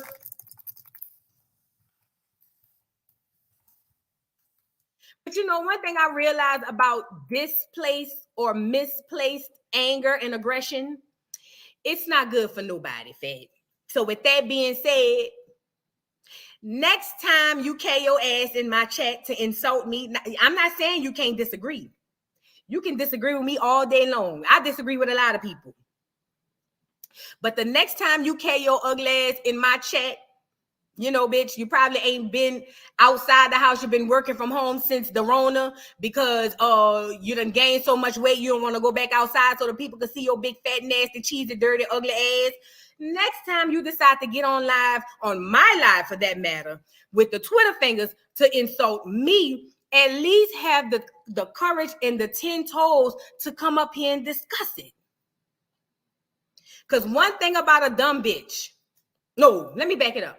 One thing about a smart bitch, she could spy a dumb bitch from a mile away, bitch. I got the eyes of an eagle when it comes to a dumbass hoe. You got to know that part, you know. So I knew when you made your comment, you was a dumb, dirty, dusty, bum, dragged out, coochie stretched, nigga laid up on you, just got out of prison, not jail, bitch. Not the concentration camp hoe. Prison, you know what I'm saying? He just got out of prison. He got to stay at your house because the parole officer said if he don't stay at your house, he gonna go back to prison. So now you got to live with this nigga. He over there kicking over the fort your son made in the living room saying, fuck your daddy, little nigga. Yeah. Now you got to live with that. And then you gonna carry your ass over here. But I'm saying this to say that.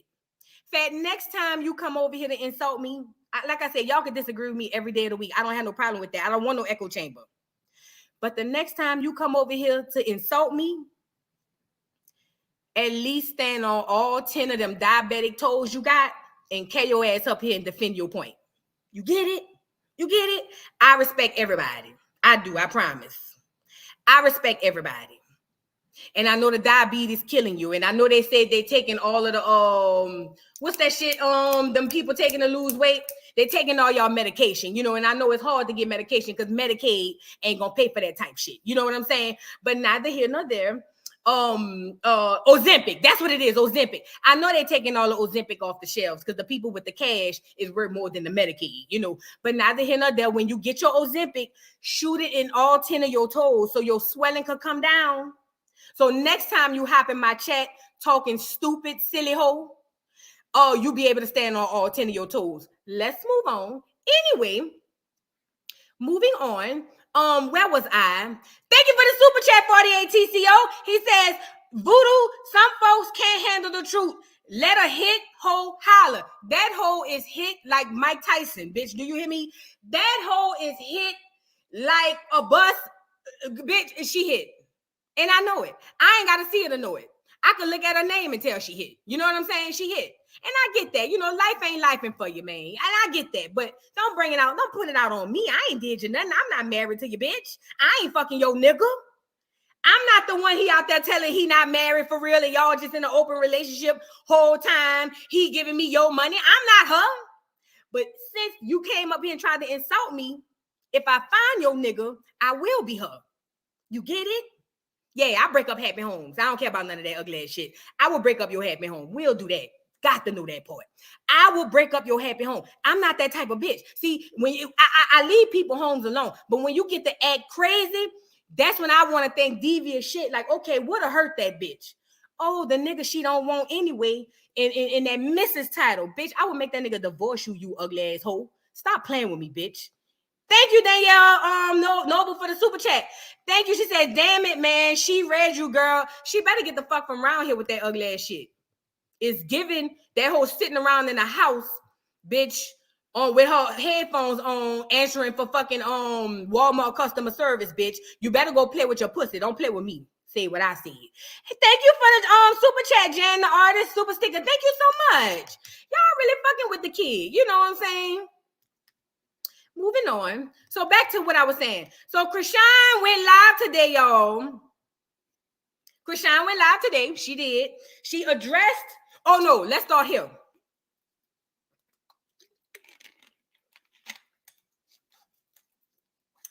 Now, what's that girl named? Summer Walker decided that she wanted to make fun of Chrisean. That's how this all started. Let's go get the video. We got to get back to business. Let's go get the video. She decided that she wanted to make fun of Chrisean, and Chrisean didn't like it. And they have been beefing ever since. I'm talking about like crazy beefing. Them heifers still going back and forth. And for the life of me, I'm sitting over here saying it's trash against trash. Who this is? Oh, Lord, I think she deleted her tweets. Because somebody done told her to delete it and she done retweeted it. Girl, let me go see. Chrisean, don't delete it, girl. You said what you said, girl. Keep it up there. Fuck all that, bitch. It is what it is. You said what you said. Fuck it. You know what I'm saying? Stand on your 10. Fuck it. Let's get to Summer Walker. I don't understand post and deletes. You know why? Because we already got it. Like, what's the point? We already seen it.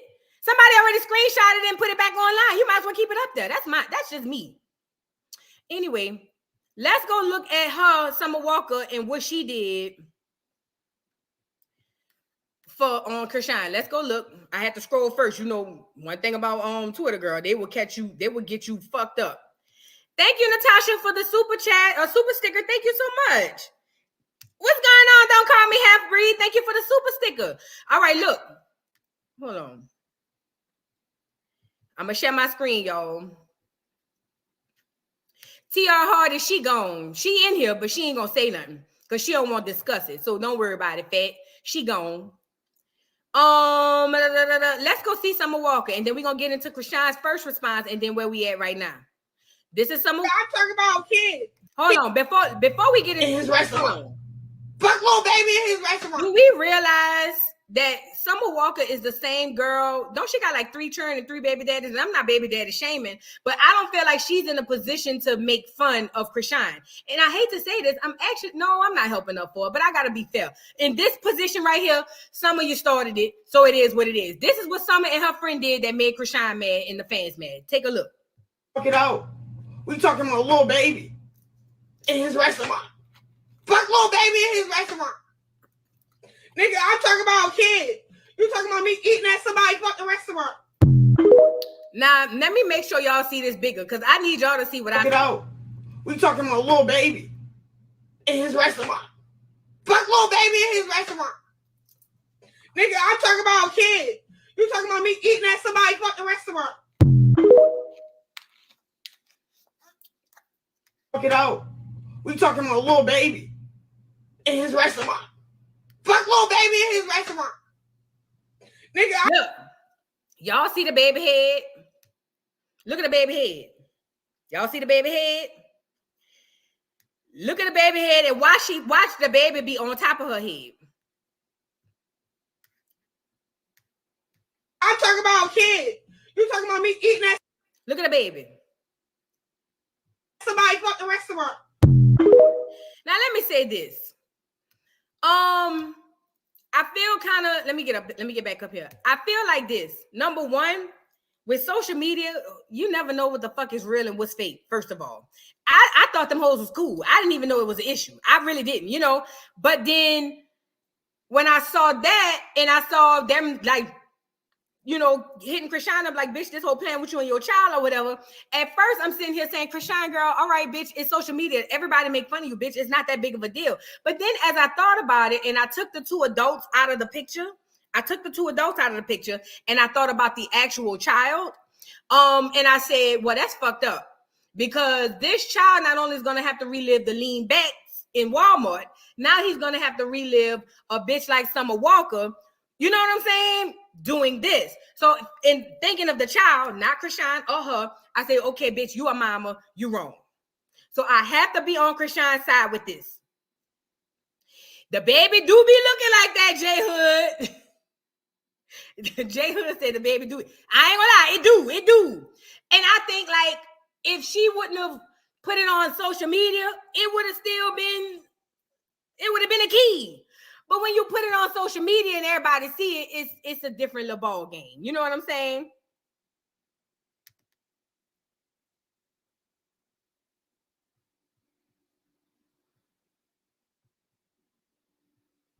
Did I miss some super chats? I didn't. I don't think so.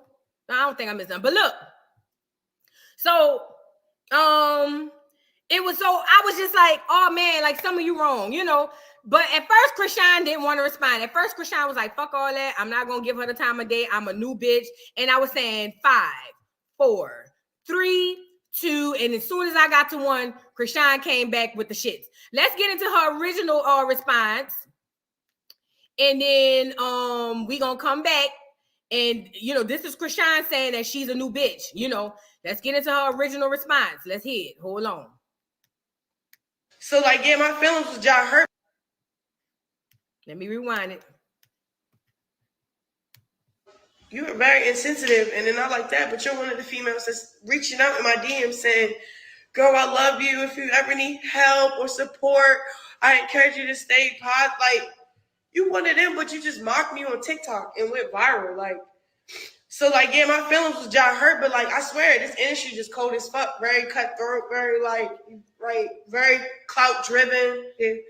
She even said it on her story, but it's just like, bro, if I did the same shit, you were very insensitive, and then not like that, but you're one of the females that's reaching out in my DM saying, hold on, I believe there's another one. Hold on, I gotta get me off here before I scroll. You know, Twitter don't play, and I don't want to get, you know, dropped off of here trying to scroll through Twitter. Let me get to the next video. Hold on.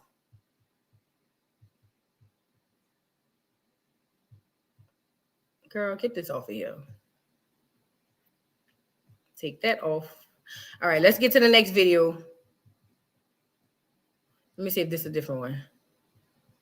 Just reaching out in my DM saying, girl, I love you. If you ever need help or support, I encourage you to stay positive. Like, you one of them, but you just mocked me on TikTok and went viral. Like, so like, yeah, my feelings was just hurt, but like, I swear, this industry just cold as fuck, very cutthroat, very very clout driven.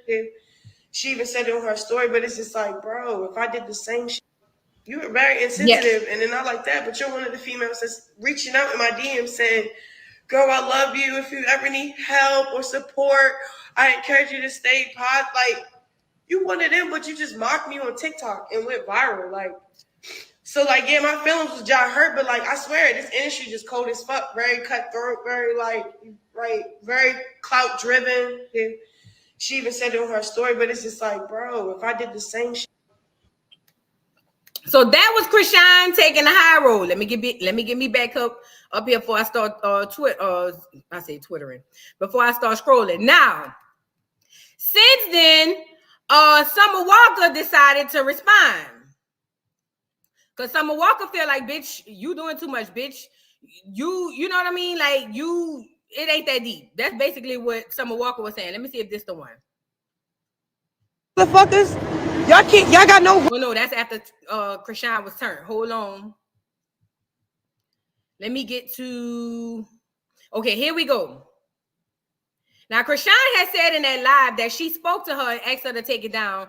And she didn't really ask her, but she was like, yo, if you take that down, that would be great. Because, you know, as a mother, you know, wooty, wooty, wham, wham. So then Summer Walker goes back and says, sensitive about a TikTok that was viral way before I did it, but you ain't have no sympathy when you be dragging bitches across the ground and dumbing holes in the sink just for looking at you funny. Let's please tighten up. It was never that serious. Now I gotta be fair. She got a perm. Chrisean don't be sensitive when she sneaking bitches and niggas. She don't. However, we talking about adults versus children in this setting right here. In this setting, we're talking about, you're not just mocking her, you're mocking the child. And in that case, you're wrong, Fat. You're wrong. So, neither here nor there. Chrisean saw that and some other things and turned the fuck up. Because Chrisean said, what you not about to do is play with me, bitch. Play with your mom. Don't play with me, you know. Hold on, let me see. Okay, I already seen this one. So let's go back to the videos. Let me see. Am I still up here? I don't want to scroll with. Yeah, let me take y'all off of here because I don't want to scroll and nothing bad come up. All right, now let's go back to Chrisean turned up after the little back and forth, wooty, wooty, wham, wham. Now she was tweeting her ass off at first. Let me go see if she took them all off. But we'll get to the video, then we'll see if she took them all off. This is Chrisean. Like, I won't beat the shit out of anybody that crossed my path. Like, stop playing with me, my nigga. What the fuck? All right, but I ain't making no mockery of you having 3 fucking kids, no man in a fucked up BBL. Like, my nigga, a lot of motherfuckers, y'all got no room to talk about or mock people, joke on people for the fun of it.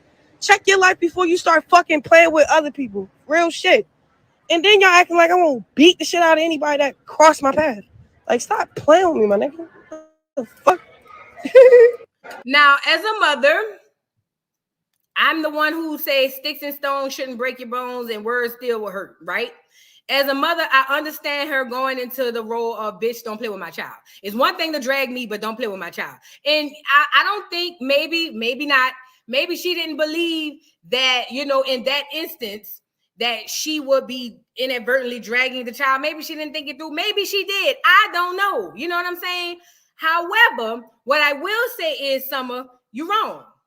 Because I feel like at that point, you should have left the child out. You could have dragged that whole without the baby, because she didn't have the baby in the video when she was talking about, you talking about little baby. The baby wasn't in that video. You could have literally recreated it, put that little blue jean top on, and get the missing tooth. Y'all saw how she was like this? On the picture, on the video. You talking about little baby. I ain't talking about little baby restaurant.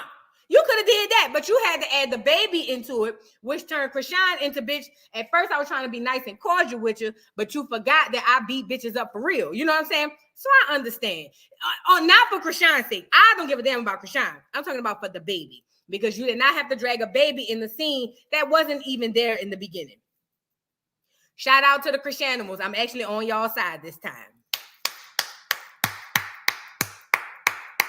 I'm on the side with the Chriseanimals. Shout out to y'all. All right. Now I'm gonna touch on this a little bit.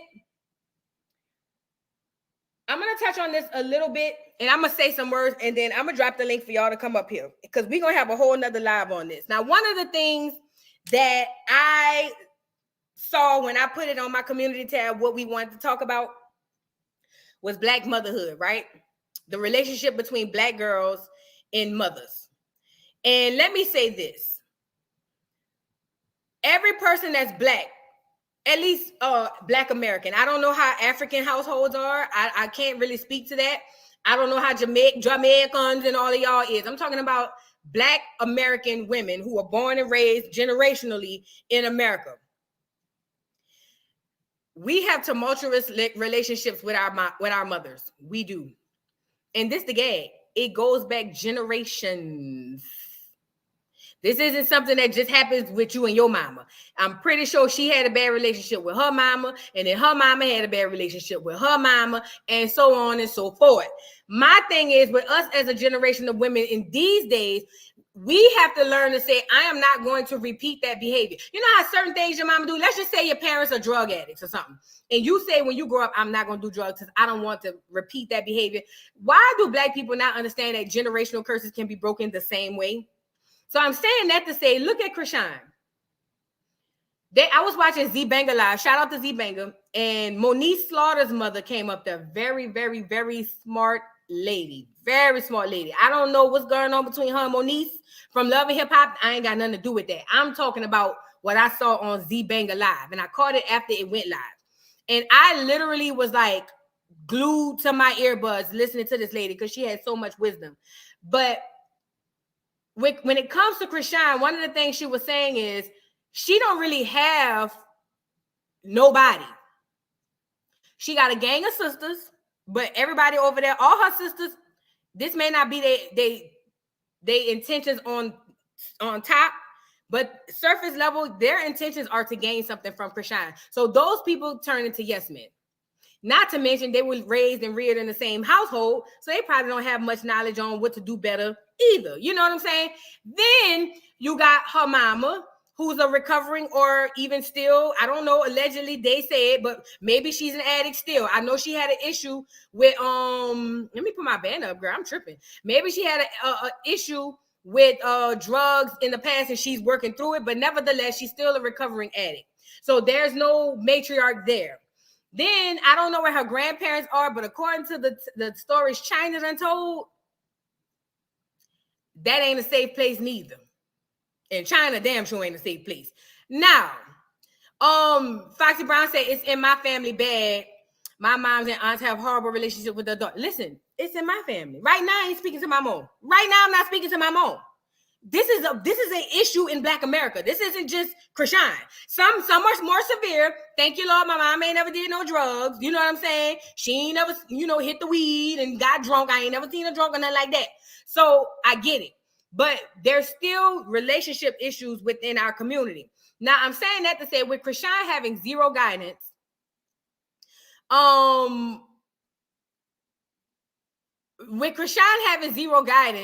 she has no really place to turn, really, when you think about it. She really don't have nowhere to turn because I mean, like, who the fuck can she ask? She damn sure can't ask Carlissa. That bitch batshit crazy. You know what I'm saying? But neither here nor there. She's in a situation where she has nobody. And she's in a situation also where she don't know who she could trust. I would never want to be in her position because everybody around me trying to get something from me. I don't care if it's my sister, my brother, my mama, my daddy, my cousins, my uncles, my friends. Everybody wants something from me.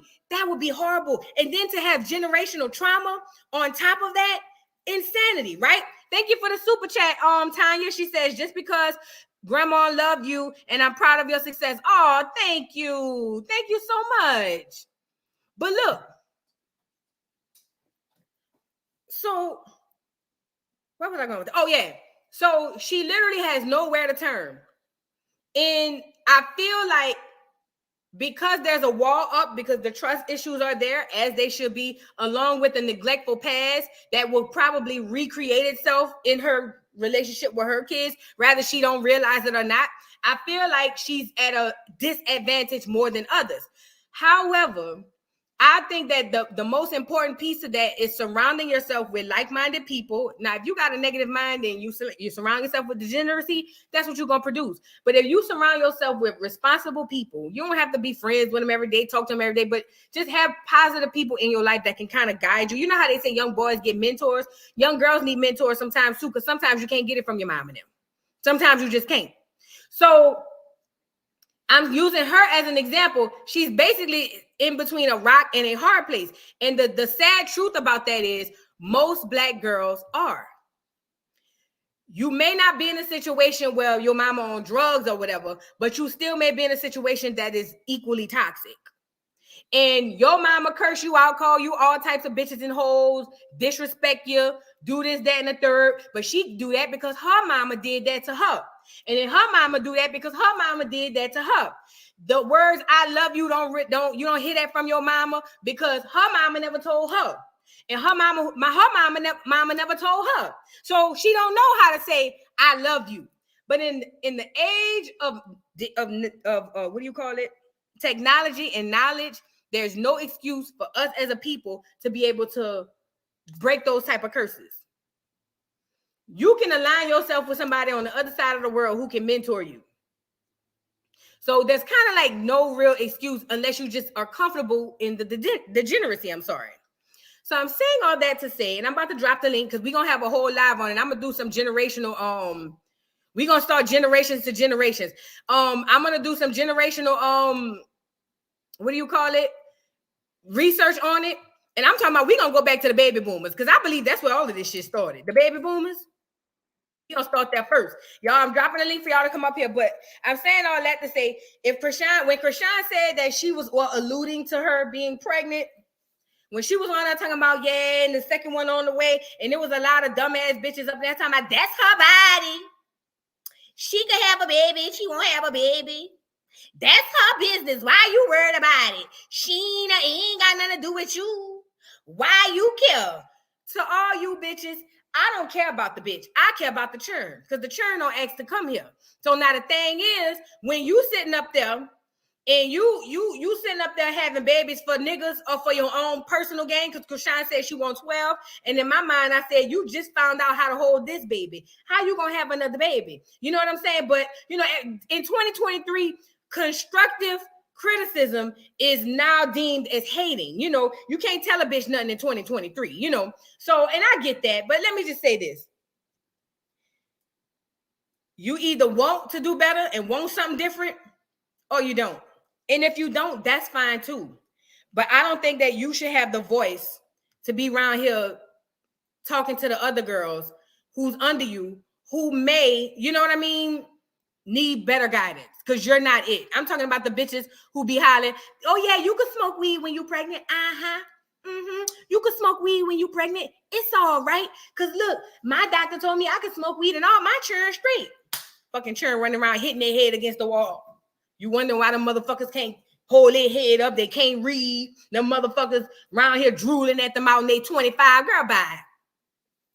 Because allegedly they said Chrisean didn't smoke cigarettes. She only smoked marijuana, and the baby had the hernia that they said the cigarettes would give you. Okay, so stop doing that. Stop doing that.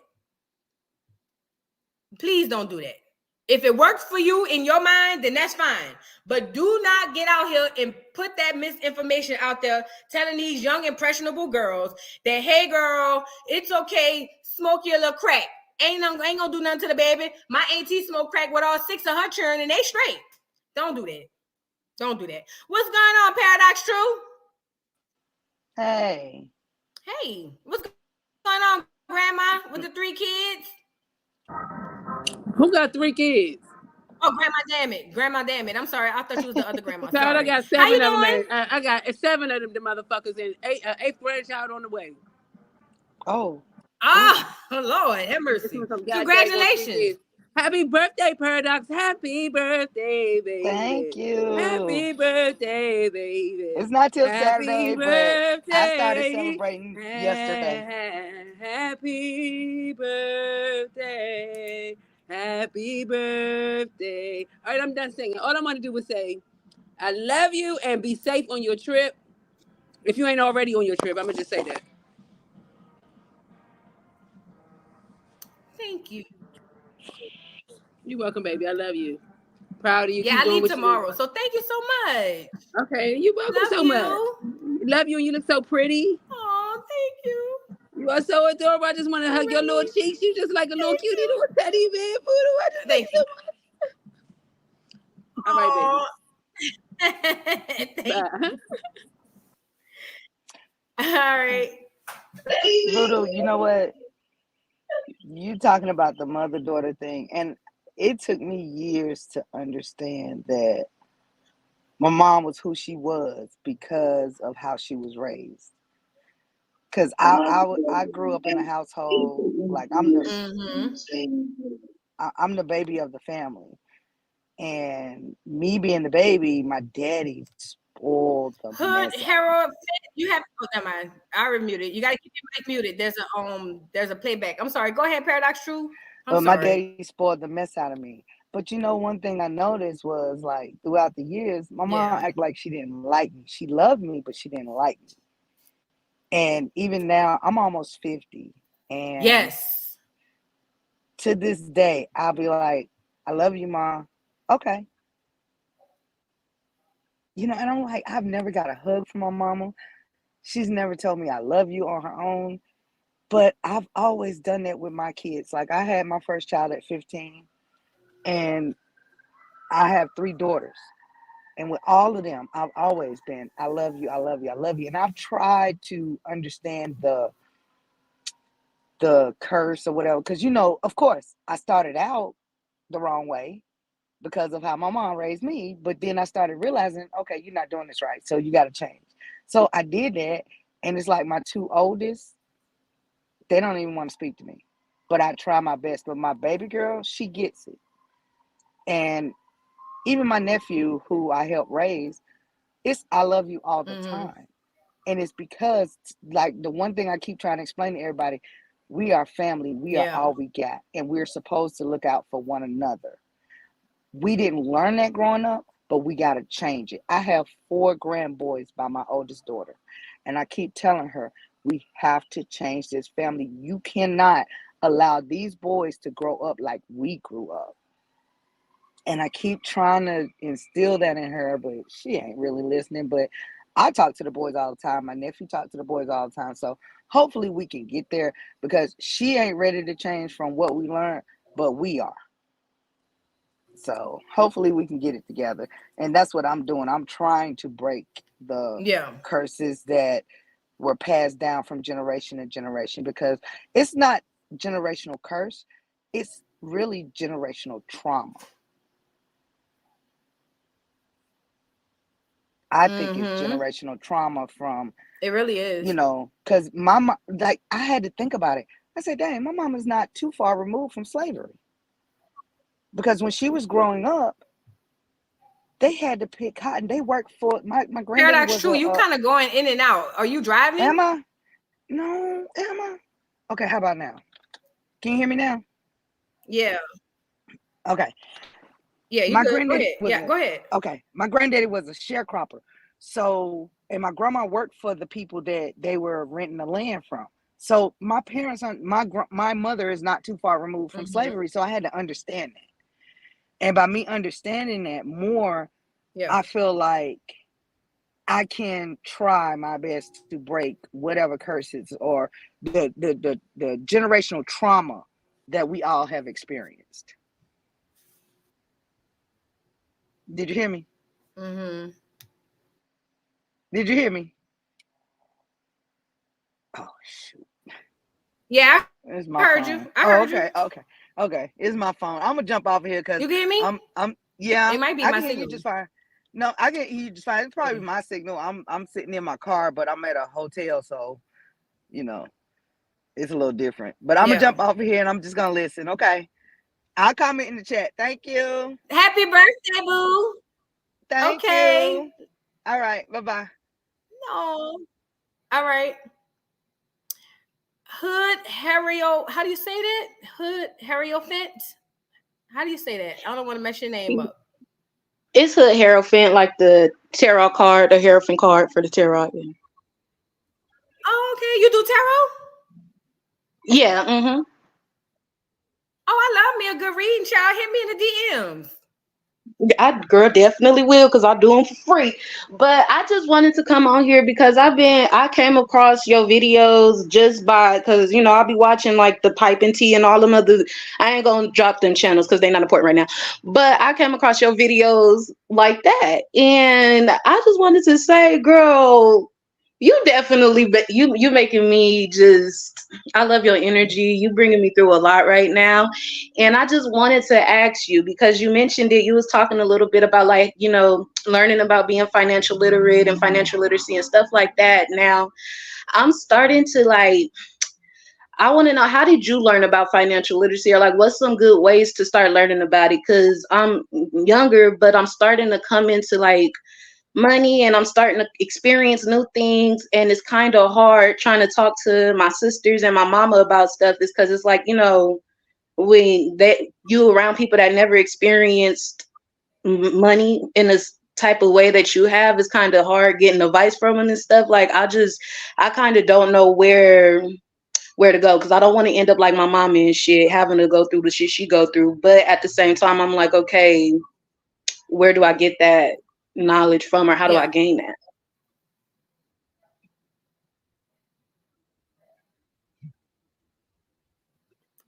So let me say this. I'm not I work in common sense, right? I'm not about to go spend no money on no courses. You know how like they got all this stuff with the real estate courses and this course and that course. I'm not doing all that. I work in 1 + 1 = 2. So my overall advice would be, especially if, like you said, you just getting into money and you young, you like me. My mama didn't have financial conversations with me. I literally just told my mama, I want to say a little while ago, I said, you talked to us about being independent, but you never taught us about credit. You know what I'm saying? Like stuff like that. Right. But ultimately, she said, I didn't think you would need to know about that. But in the age that we're in, with no credit, you're not about to do nothing. So I'm saying that to say I had to learn financial literacy, if that's what you want to call it, on my own. And what I realized, most things are not as complex as we think they are. For instance, I bought my house and I had a realtor. And at first I realized, wait a minute, all she doing is being the middleman between me and the bank, or the bank's agent. I'm telling her what to do, and then she go back and play telephone and tell them, why would I pay her 15 or 20% or whatever, or 12%? So I cut her out, did my own research, and realized it's just a bunch of big words. This shit ain't that deep. And I got a damn good rate and stuff on my house. But I'm saying all that to say, like, when it comes to real life, my biggest advice for financial literacy is always, number one, live below your means. Not at your means, but below your means. And the reason I say that is because if you live below your means, you'll always have money. I get it in the world in 2023. Everybody, go ahead. No, I get what you're saying, because like I understand. And when you was talking about Chrisean in the house and hers putting that money down, I'm like, that should make sense, because honestly, I get people telling me, and it's people I work with, they like, girl, you paying rent, and because my rent like $2,000 plus, and they're like, you could be paying a whole mortgage with that and just paying utilities. I'm like, okay, but first time, but it's just so much that goes into it. And I think, and you absolutely right, like living below your means, because I do my own hair, makeup, nails, all of that stuff too. It's just, I guess since I'm new to it, it looked like it's just a lot to decipher through and a lot to learn, I guess. I'm sorry, can I? How old are you, if you don't mind me asking? I'm 22. Oh, you a baby. Listen. If she talk, I'm sorry, can I say something too? Go ahead. She can also get a lot of advice from, if on our Discord we have Miss Parker. She can talk to her. She can talk to her. She knows a lot. So if you join Discord, you can talk to her. She also has a channel too. I'll drop her link to her channel in the chat. But talk to her. She might be able to help you too. Right. And let me say this too, baby. Look, my daughter in college right now. What I said when she went to college, right now she's on a full scholarship. She don't pay for shit. Actually, they cut her a check at the end of the semester. But I told her, I said, our goal in 4 years is for you to graduate with no debt, meaning no student loans, because I have them. And then also for you to have at least an 800 credit score. My daughter's in her 3rd year of college. 3rd. Mm-hmm. And right now she's almost at a 760-ish around that credit score. 0 debt. She don't owe nobody nothing. But I taught her about credit. I did that because my mama didn't do that to me. And I saw somebody put that in the chat. Break whatever you didn't like for your mama. Break that. You know what I'm saying? With you and your child. But you still a baby. If you making money right now, convenience might be more important to you. But I'll say this, hindsight is 20/20. I bought my house later on in life.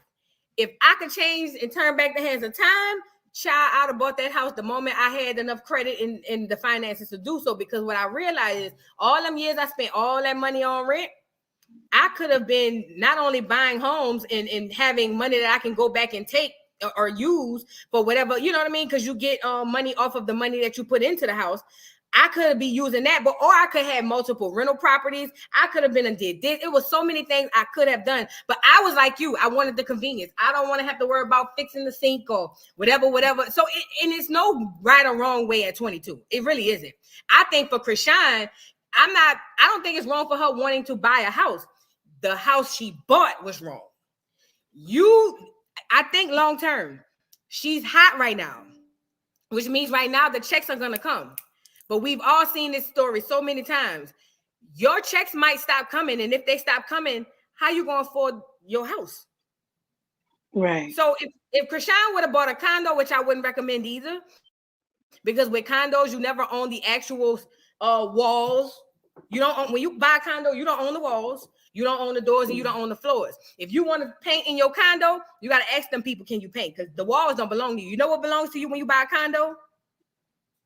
The space in between the walls. What? You didn't know that? I'm trying to. If you go buy a condo right now, honestly, I would tell anybody who was buying a condo, just rent your apartment. Let me tell you why.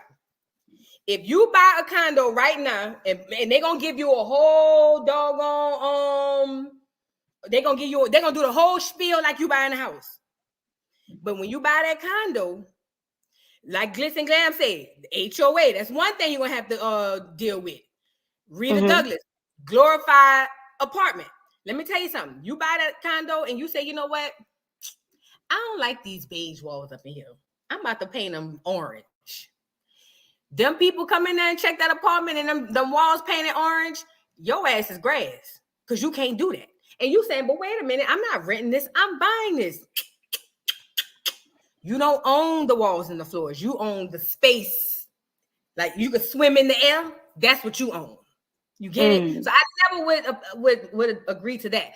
Unless you're doing it for investment reasons, like turning it into an Airbnb or some shit like that. Hell yeah, girl. Go get you a couple of condos because you about to make that money back then some. But to live, townhomes is another one I don't like. Because although it's one property, you're sharing it with another person. I know they sold you this side of the townhome and you think this is mine, this is mine. But that wall that divides you and the person on the other side, I'm talking about when you're buying, not renting. That wall that divides you and the person on the other side, if anything on that wall impedes anything on the person on the other side, your ass is grass. You get it? Then you get Yeah. a third of the backyard, a third of the front yard, half of no yard. I wouldn't recommend that either. I would say rent until you're ready to buy. I will also say if you can buy and you want to buy, do it. Because one thing about houses is you ain't gonna lose no money on no house. If anything, you'll break even. Real estate probably one of the only things that you will probably not really lose on for real. Right. I really do. The reason why I just want to have a house is because I've been in situations where I have been evicted before, and it's just one of those things now. Since I'm coming into money, I don't ever want to have to worry about getting kicked out of no goddamn where. So if that's one of the goals that my main goal is getting me a house, because I don't ever want to get evicted, kicked out, or nothing like that. I always want to have my own solid thing that I could come back to, because that's something my mom don't got for us right now. We don't have a family home to go back to, so that's something I want to have right now.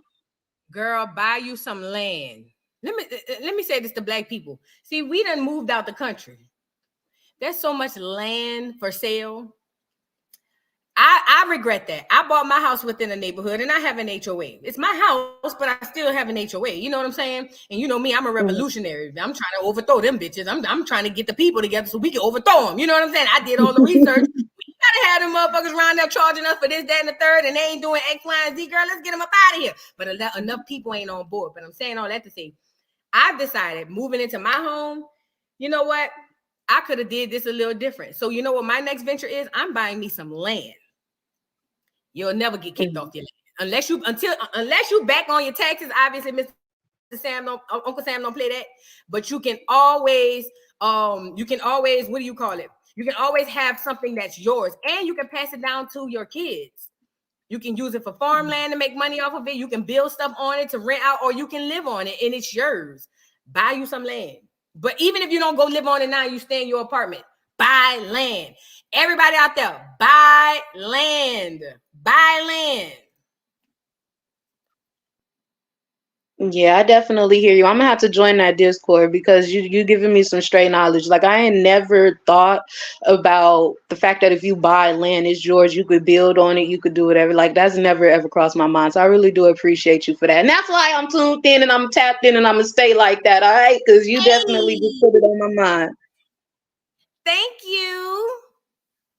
Oh, and before you go, this is another thing too. When I bought my house, I was already in the middle of getting the house built.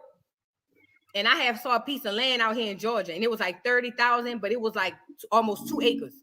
And I went to the builder and I said, if you have a $350,000 home, if I had my own land, how much would you charge me to build the same home on my land? How much y'all think that man told me? That man said I would build the same home for between 150 and 185. Damn, that ain't bad. That is wonderful. So yeah, buy you some land, Fed. I hear you. Thank you so much for the advice. I appreciate you. I'm gonna stay tuned in. All right.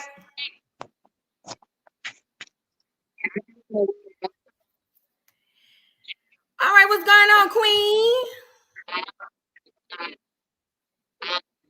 Talking about me?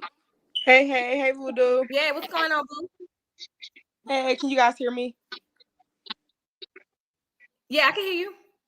Okay, so I just wanted to get on here and talk about how you was talking about generational curses and stuff, and how the relationship we have with our mom is like the relationship that they had with their mom. And my grandmother, she was on drugs really bad. And when my mom was like 14, she just up and left. So she never came back. Like, they knew where she was. Like, we're in Atlanta. So if you know Atlanta, you know how the hoods are. They all right there, right there, right there. So she was like right there. They was seeing her every day, but she was not coming home. She was doing drugs. She was like, leave me the fuck alone. And so, like, when I was growing up, like, my mom would say, I love you, but she was very just standoffish, like, as in hugs and affection and stuff like that. And my dad is in my life, so my dad is very affectionate. He's the affectionate one. He has all of the, but he didn't have both of his parents either. His dad died when he was young. But I will say, I have 2 kids. I'm 27. I have 2 kids. I tell my kids I love them every day, every single day. And my mom is like, oh my gosh, when she watches my kids, she's like, oh my gosh, they're so affectionate. And I'm looking at her like, girl, what do you mean they're so affectionate? We all tell you we love you every day. Like, do you not hear us? Do you not see the love that we, spread to you? We try to anoint onto you. It's like you don't even realize that you had this same love, you had this same affection. Like, I still tell her all the time because I love my mom, I really do, but she does lack that connection, like that motherly connection, just like Chrisean. And I have 7 siblings, so all of us are saying the same thing. Like, we love you, you're there, you're the dependent parent you are, but emotionally you are not. And so in the end, with her 7 kids, I mean, we fall short. We got one in jail for life. We got a lot of generational stuff going on. Life is life. And like the other girl said, financial literacy, it's been tough. It's been tough, but I will say it is getting better. I can see the change that I'm instilling in my kids. Like, and it's little things that you don't realize that you're changing. Those critical moments that you build with your child, those are critical. Times where you come home, you tired, you want to just go put your feet up. Those times are critical. Times where they just talking to you like, girl, I wish you would shut up. Those times are critical. Those are the times that they remember. Those are the memories that you're, instilling in them. Those are the things that they're going to carry with them forever. So the little things that you guys are doing now with your kids, they're going to remember those things. They're going to remember. And most of the time, it's your kids that help your parents. It's not going to be you. Sometimes it's just not going to come from you because they think they did everything perfect. That's just their generation. Right. You're right. But that's all I had to say. This is to put my. Well, I appreciate you coming up because really, I'm telling you, your story is identical to most Black women in this chat. I promise you. I'm dealing with the same thing. So I get it, but we're going to do a whole live on this and we're going to do a deep dive because I really want to see what happened in the baby boomer area. You know what I'm saying? And how it led up to where we at today. Because the mothers, the young mothers today, oh Lord. Right. Well, thank you for having me. I love talking to you guys. You're welcome. Thank you for coming. All right, I lost my headphones. Oh, what's going on, Jan? Can you hear me? I sure can. Talking about you lost your headphones. Okay, where you going? What's your trip look like? I'm going to Vegas with my best friend. She live out there. And we gonna do some Halloween stuff. I got my costume or whatever off the sale rack because I'm not y'all. I can't afford it. I'm trying to keep the lights on. So I got my costume off the sale rack. So I'm gonna post my pictures when I take my pictures in my costume or whatever, and we just gonna have a good time. Oh, I was just being nosy, girl. But I wanted to talk about the generational curse. Like my mom, excuse me if this offend anybody, but fuck that fat bitch. But listen, because I don't believe that. That's cap. Because it's like, oh, my mother did this, so I did that. I got 5 sisters. We treat all our kids. We love them so much. We do the opposite of what our mother did. She knew about the abuse because in the family, they act like they don't know. So we don't mess with her like that. But our kids are all successful and doing well. So we can break it. It's very easy. But to hold on and people want you to keep holding on to those people. Oh, that's your mother. Blood makes you related. I mean, like blood, I believe, just makes you family. That's it. It don't. It just. Well, it make you related. It don't make you family because all my family are my friends. Right. And those the people who love me. When I have surgery, my friends are there, not my mother. So I hate keep going back because I do like behavioral therapy. Once you pass the cognitive therapy, we try to do behavior. Okay, now how would you act now? What would you do different? Well, if I'm in the same room with my mom, am I going to say what I said? No, I'm scared of her. I'll run. Okay, but you have to learn how to put that into psychology and not like, okay, well, this Black girl has experienced that, so I need to do that. Well, I need to forgive my mother. Sometimes you gotta love people at a distance. I love her. Don't want nothing to happen to her, but I tell it to her face, y'all excuse the abuse, so we're not messing with you like that. And you do know, what's going on because you left us with the same person. Just because your mother did that to you, why would you want to treat your kids like that? So basically, all I do is do the opposite. I Yes. don't degrade my daughter like my mother used to do. Oh, you're fat, you're ugly, you're stupid. Well, I tell my girls every day, you're beautiful. Go on, red bone, go on, yellow bone, go on, dark skinned girl. You doing it, just to bring them up and love them. I know I'm talking in rap. Am I loud? I was loud last time. And I just wanted to be in y'all business and say, I love you, black girls. I don't know why, but I do. Okay, I'm black, but that's why. Some people don't get that joke. They be like, what that mean? Well, I just Yep. love you guys. And this is like a refresh for people. I don't think you understand the impact you making. You might say, oh, I just hop on YouTube. I got these little, views, but you really do. Us talking, even listening to the other women and everything, it's inspiring, to hear Yeah. like I'm not the only one that had problems with their mom and trying to figure out raising my daughter. I'm not alone, and I love hearing that. Oh, okay. I'm sorry. My headphones not on. I'm gonna go. It says hard to Girl, hear you me. good. Listen, me and Okay. my mom beefing right now. At this moment, we beefing heavy, like heavy in the game beefing, girl. So I get it. We all got identical stories, is what I'm saying. But I appreciate you coming up. We gonna deep dive in this next week, next Friday, because I don't know if I'll be able to go live Monday because I'll be in Vegas. If not, I'll catch y'all Friday. But I'll let y'all know on the community wall. All right, what's going on, Monique? Hi, Voodoo. How are you? Good. You a little low. I'm sorry. I'm trying to turn up and see. Let me see. You can hear me? Yeah, I can hear you. Okay, good. First, oh, child, you read that woman. My God, I couldn't breathe. You read her for filth. Oh my goodness. But the mother thing. I'm a Gen Xer. I'm 51. I'm sure I have children that might be around your age. But my mother was very similar. She's a baby boomer. And while she didn't do drugs, she didn't expose us to any abuse, from people or anything like that. But she was so closed. I couldn't go to her about anything. We couldn't talk to her about anything. She was, devout and dedicated to the church. A humble servant, they would call her. My dad was a minister. He worked, he came home, he played with us a bit, ate his food, took his bath, and went to bed. So that was his deal. My mother was just very closed. Um, we didn't know much about her life. She didn't communicate those things with us, me and my three sisters, and I, went on to have three girls of my own and then a son. And with my daughters, I tried to do things differently, but I realized that I was a little emotionally closed as well. I always gave them open space. My daughters talk to me about anything. Sometimes I don't even want to hear it because it's too much, but they tell me everything. And I'm glad we have that relationship. But when it comes to the emotional stuff, hugging them and I'm always like, stop being mushy, they'll attack me to hug me, and I'm like, oh, but now I have three grandchildren, and those are the most mushy people I have ever met in my life.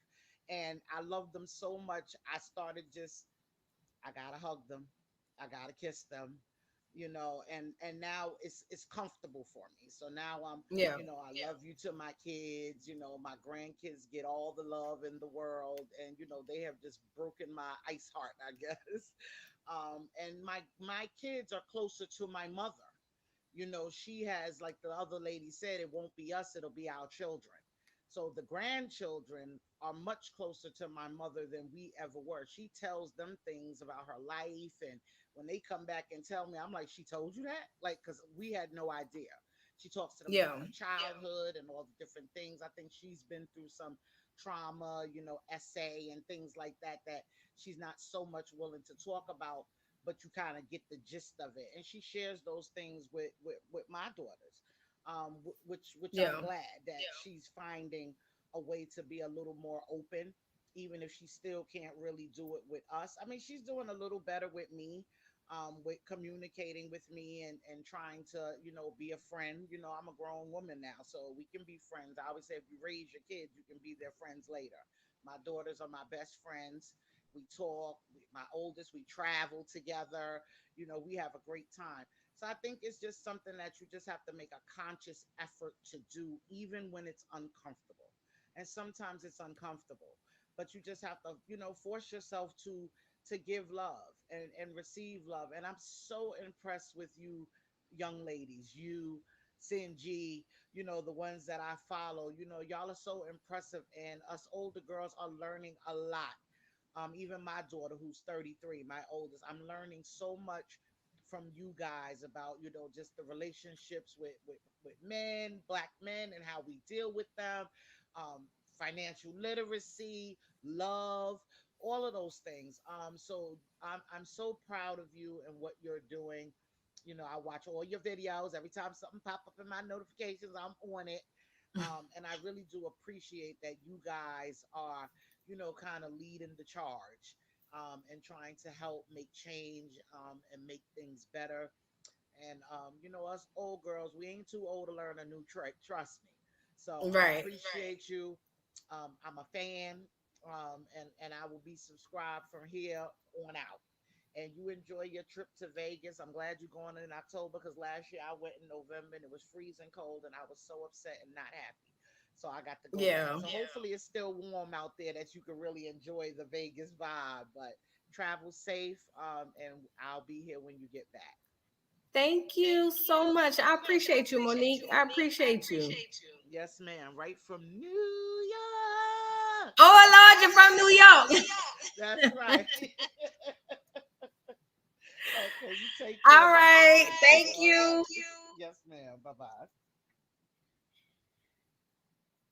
Y'all know what I'm realizing too, y'all, as I'm listening and reading the comments. It's a generational cultural thing too. It really is. Like with Danielle with the 3 grandkids, we were told to keep our business in the house. You know what's crazy?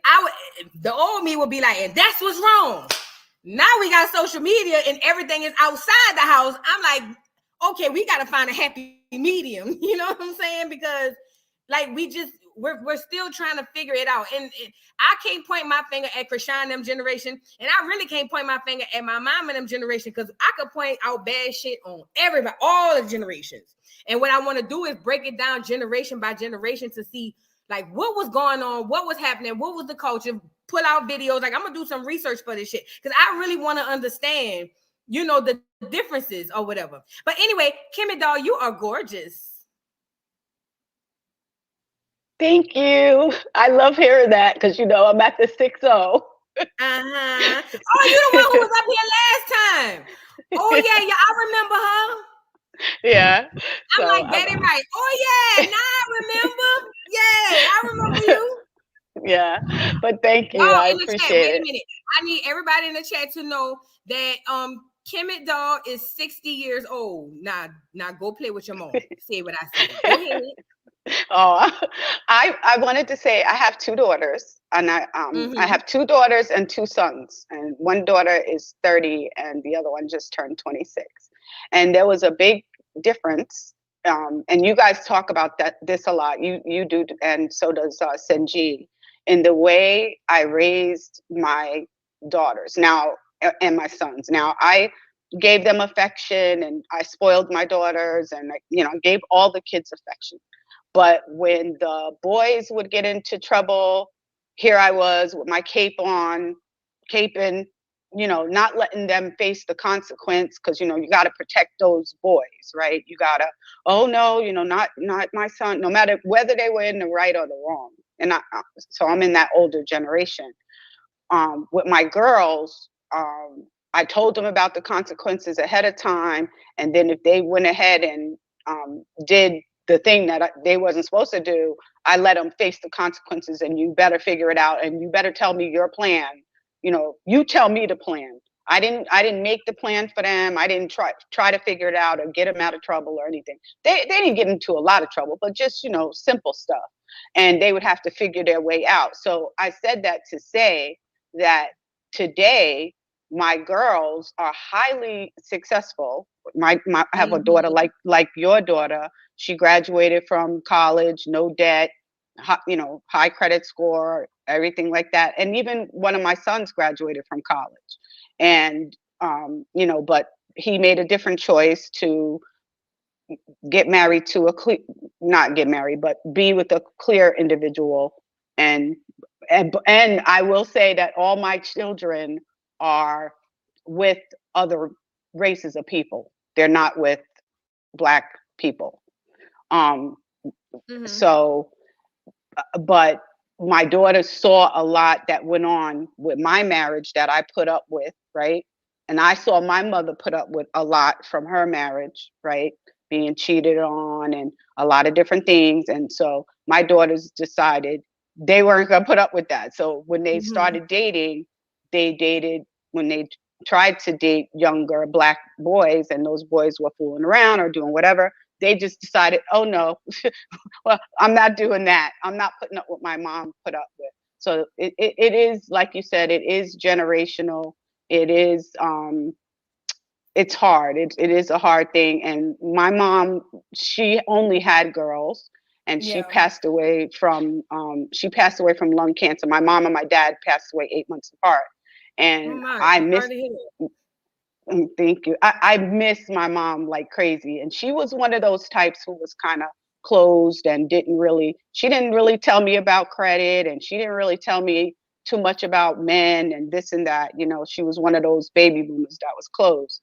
But she pushed education like you are with your daughter, and like I did with my children. And that made the difference. That made me be able to, just like you and other young ladies in the chat, buy a home and afford a home even through a divorce and keep my home and stuff like that. So I just wanted to put that opinion out there, is that a lot of us baby, like we call them baby boy, those kinds of things need to stop. And we need not to baby these men, because they're men by the time they get that age, and we still refer them to Lil Baby and all these rappers with these baby names. These people are not babies, they are men, and they need to be able to come up with the plans, just like we say to our girls, you got to make a plan and you got to be able to stick to it. And we make them think through things. We have to stop infantizing men. And that's all I had to say. But wonderful. I love your show. And yes, I'm from New York too, just like the other Monique. I know. New York be pulling up for me. That's why I listen. That's why I fucks with New York. Even when y'all be like, we off the docket, I be like, yeah, y'all off the. But I swear, I don't be trying. Sometimes I look at it and be like, nah, y'all on here. I can't. You know what I'm saying? But I love New York, man. It's so funny because my first name is Monique too. But I wanted to know, do you ever read the Cash Apps? Because that's how I send to you. So do you ever? Yes, I do. So last live I couldn't see them because the site was down, but I will read the ones from last live because I never cashed them out, and I'll read whatever came in today. Yep. Okay, wonderful. And keep on doing your great work. I don't agree with everything you said. Like that thing you said about Summer not making fun of Chrisean because of the baby. I understand what you mean, but it's the child. But you know what? Sometimes when somebody makes light of something you do, and you see yourself in that light, she sees that, oh, maybe I need to hold my baby head up a little bit better. Facts. Right. That's all I'm saying. They made light of it, and now she knows. So I don't agree with messing with children, but I had a good laugh on that one though. That killed me. It was funny. That's what I said. If she didn't go viral, it would have been cute, but she went viral. So right. But hopefully Chrisean learns her lesson, and if she has two of them, I don't know how she's gonna hold two heads and two backs. But anyway, she couldn't even hold Junior. She couldn't hold Junior with the dog on the leash, child. I don't know how that would be. Yeah, exactly. How is it gonna work? But thank you. You're great. You're wonderful. We love you. Bye. Bye. Jeremiah. I always get stage fright. You ain't even on camera. I know, but I don't know. I think it's the anxious stuff. I like what you were saying about the financial literacy. And also I missed you as well too. I thought about you every day on Monday and Friday. Baby, I was looking for you the last few lives. Y'all seen Jeremiah? I ain't seen Jeremiah. I sure was. I was in the food stamp line. Stop it. But yeah, I like what you were saying about financial literacy, and I also feel like it's a conspiracy because the black dollar is the strongest dollar, and why educate people on financial literacy when one of the cornerstones of financial literacy is financial responsibility, which would lead to, less consumption and things like that. So yeah, you notice in black spaces, you never, outside of black influencers talking about it, you never see anything that is tailored to black people or teaching it or free classes or Nope. just advertisement. Advertisement is always clothes and games and cars and stuff like that. Like the marketing is it's against us. Yep. You're right. Yeah, it's a conspiracy. It It's ain't a and I conspiracy. Go ahead. I'm sorry. Oh no, I was just about to say it remind me of CRACK in the 80s. Mm-hmm. Yeah. Mm-hmm. You got to think about it like this. Black people, like you said, have the biggest spending power of any culture in America. I'm talking about niggas, American blacks. I'm not talking about the Africans, and I'm not talking about the Jamaicans. I'm talking about the homegrown black, generational black Americans. We spend the most money, even though we the poorest. Ironic, right? But why would they teach us financial literacy? Because if they do that, then we're going to stop spending all the money. On top of that, you get a few Negroes who know about financial literacy, and they create these whack-ass courses, charge you $1,000 to come sit in a seminar, and hear some bitches who already got money, who made it off of this, that, and the third, tell you, oh yeah, you got to do this. Oh, and you're going to network, and you're going to meet other people, and this is going to be your success. But it's all a fucking Ponzi scheme. It's all a farce. None of that you don't need. Listen, financial literacy to you guys. For me, this is how it worked for me. I don't need no crunching numbers and no formula.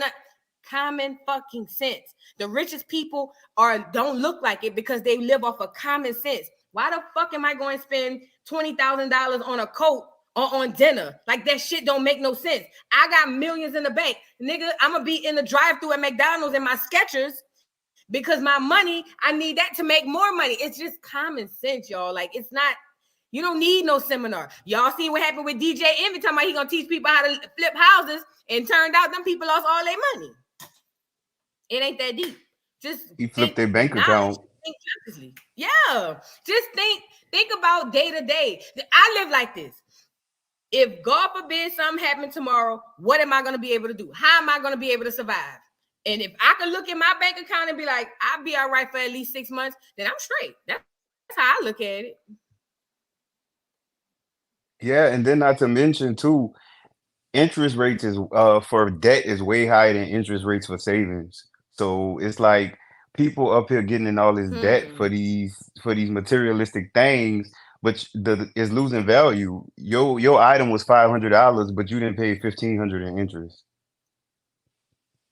Not to mention the inflation, layoffs, all of this other stuff. Meanwhile, the other races, they stocking up because they know that the economy about to get worse.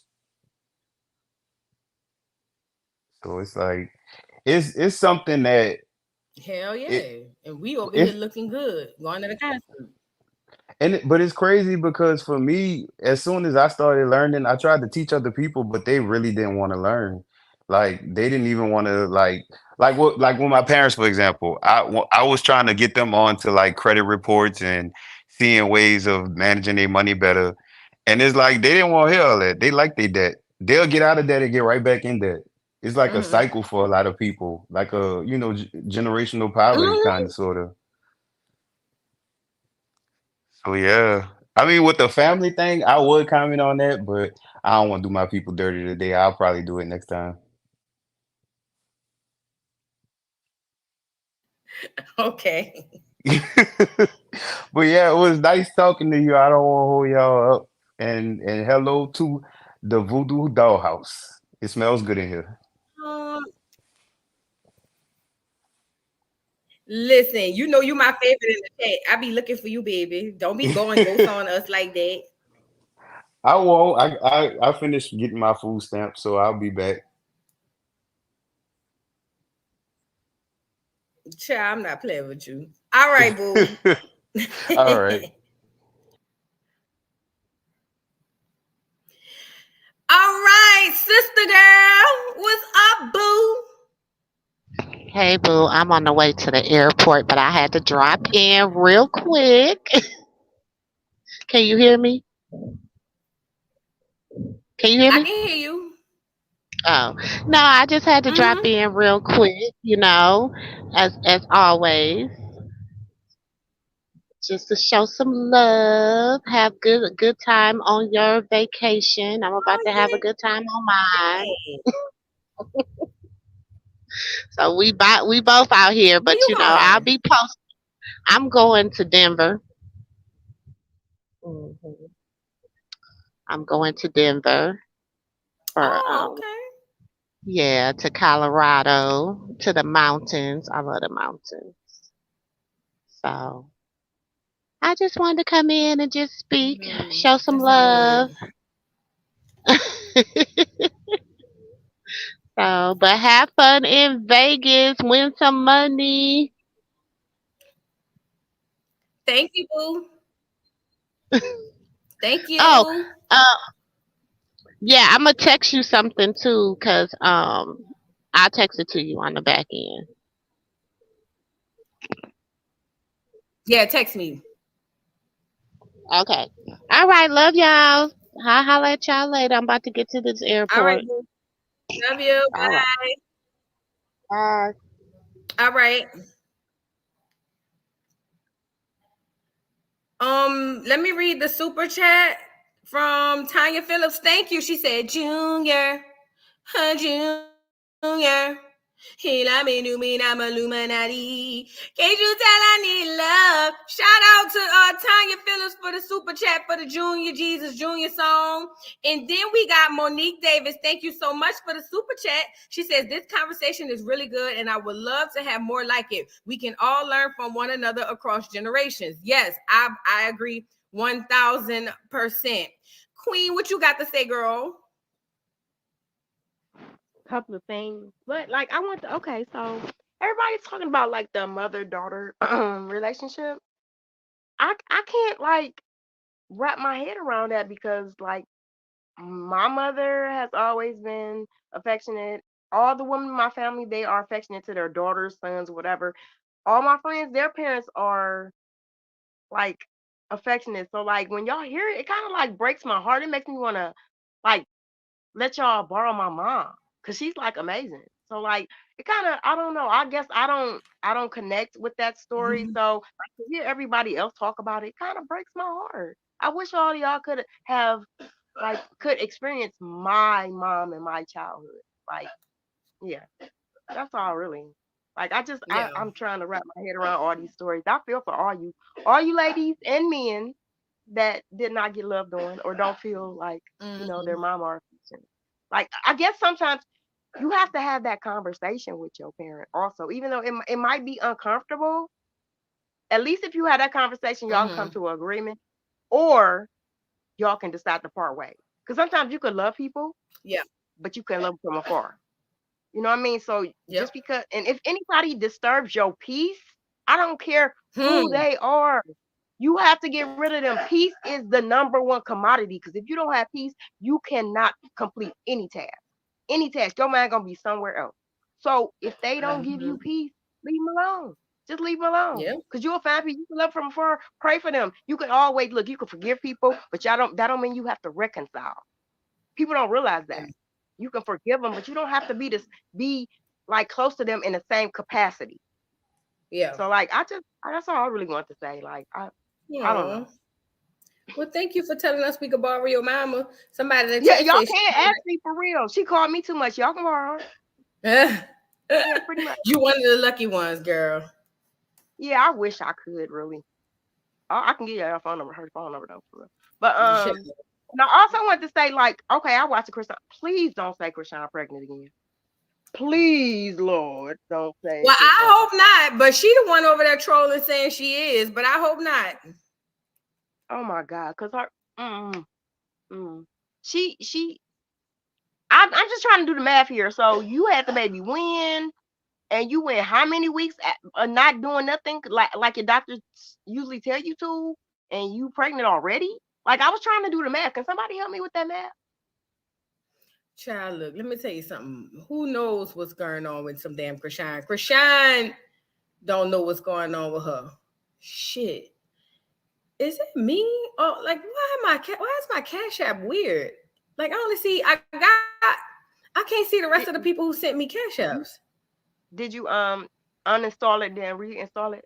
Try that. I may have to do that because I want to read, because I got the ones from last week I didn't read. And I want to make sure everybody, I know Moo and Mimosa sent one because I seen it through the window, but my duck ass, I'm gonna uninstall it and reinstall it. My duck ass swiped it thinking, okay, it's gonna pull up, and it didn't. But see, I don't be going through my Cash Apps during the week. But yeah, no, you right though. Like a lot of us, a huge majority of us have really bad relationships with our parents, with our mamas, because most of us is really a mama-daughter issue. And like I said before, it could really be on some shit like, oh, you know, we just alike. Because I get that a lot, and I see it a lot in other women. But there's a huge disconnect that I really can't quite put my finger on it. And it ain't just me and my mama or this person and their mama. Like, there's so many people in the chat who could be like, you right. And I'm not saying that the mama wrong or we wrong, but I'm just trying to figure out where's the disconnect and how did it happen. That's why I say I'm gonna break this shit down. I'm gonna do some research. I'm gonna treat this shit like a research project. Yeah, I think the baby boomers, they dropped a lot. It was like drugs, a lot of drugs. It was a lot of drugs, but it's other stuff. Like I was saying, it's also the fact that, like you said, nobody wants to be able to listen to constructive criticism. It's always hating. So now you can't even. It's not even a village raising the child anymore. You're doing it on your own because you don't want to listen to nobody else. So, like, it's a lot of things I think that done happened. Then social media came into it, and then people not spending time with their kids. It's a lot of stuff that came into it, I think, you know, during them time periods. So yeah, social media really like fried these churn brain. Yeah, they only want to sit in the house and be on social media, and they put everything on social media. We not used to stuff like that, at least my generation.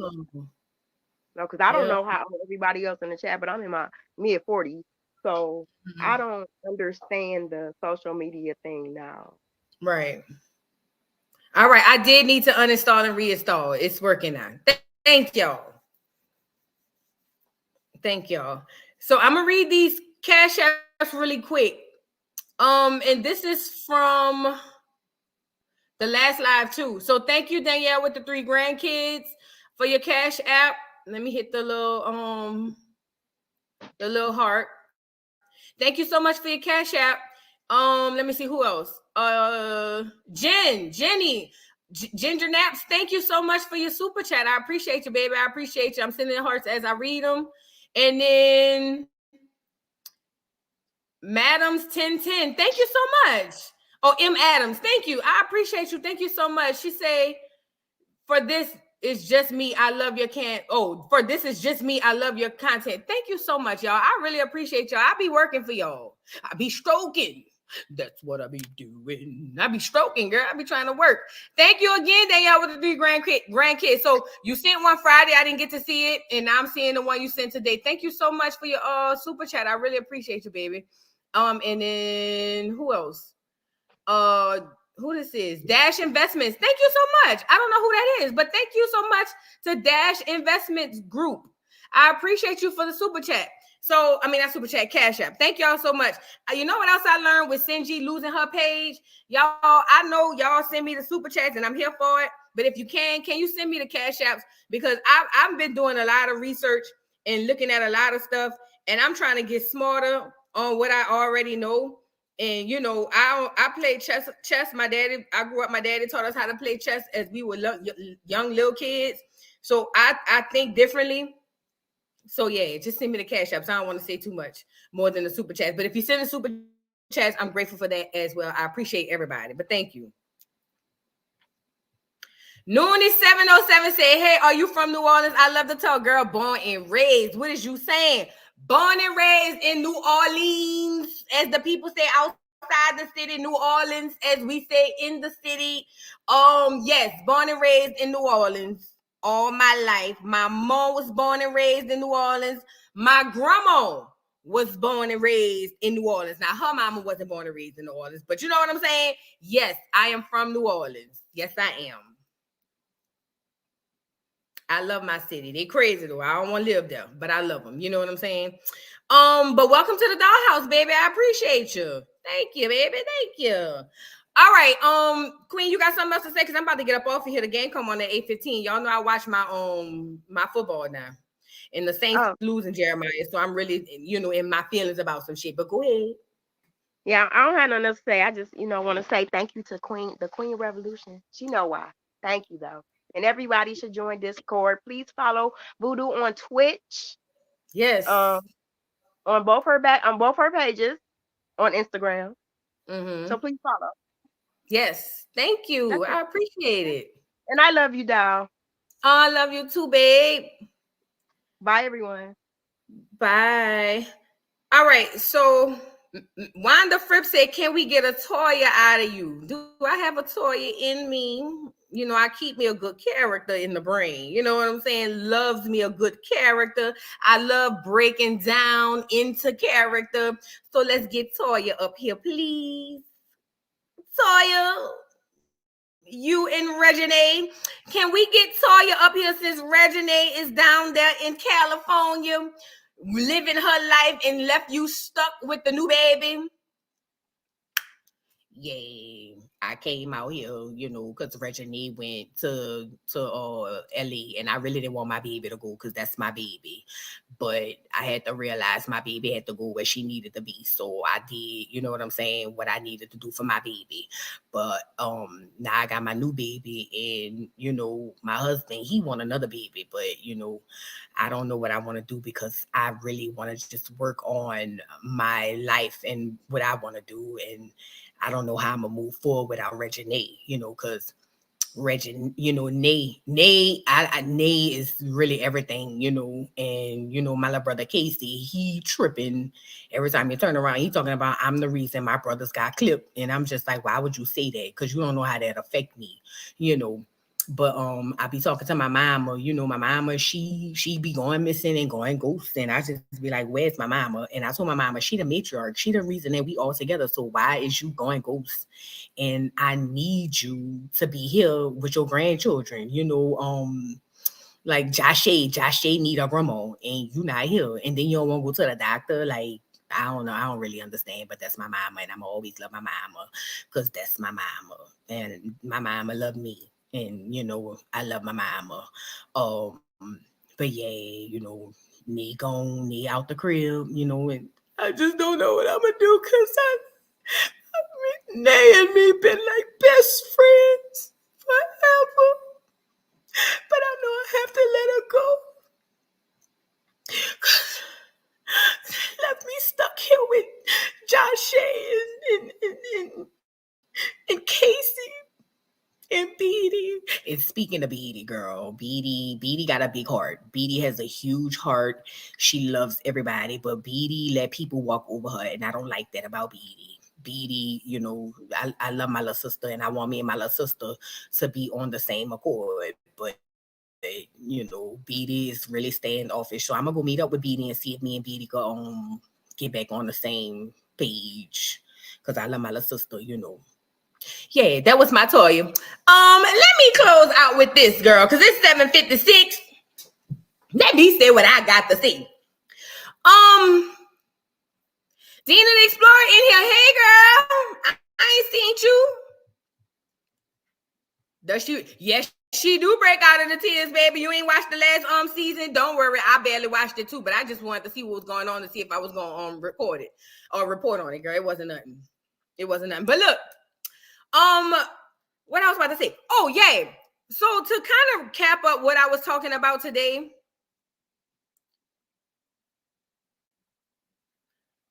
but I think bring it in revenue to YouTube, make sure channel more valuable for them than you think. Yeah. So let me say this, y'all, because I'm about to get up out of here because my game come on, not my game, but a game come on in 15 minutes. You know what I'm saying? But let me say this, y'all. To kind of recap what we talked about. Again, I know the Chrisean will think I hate Chrisean. I don't hate Chrisean. I just hate what Chrisean do and how it's going to affect the young girls coming behind her. I could care less about Chrisean or Blueface or Stewie or Summer Walker or Erica, or none of them people. I'm just here to shine a light on them hoes. You know what I'm saying? Neither here nor there. I'm saying that to say, look, when it comes to Black people, once we get out of the mindset that we got to shit on the next nigga, we won't be caught up in the deals like Caesar, not Pena, but Black Ink Caesar was, where he realized he made $150,000 and the network made $1.6 billion.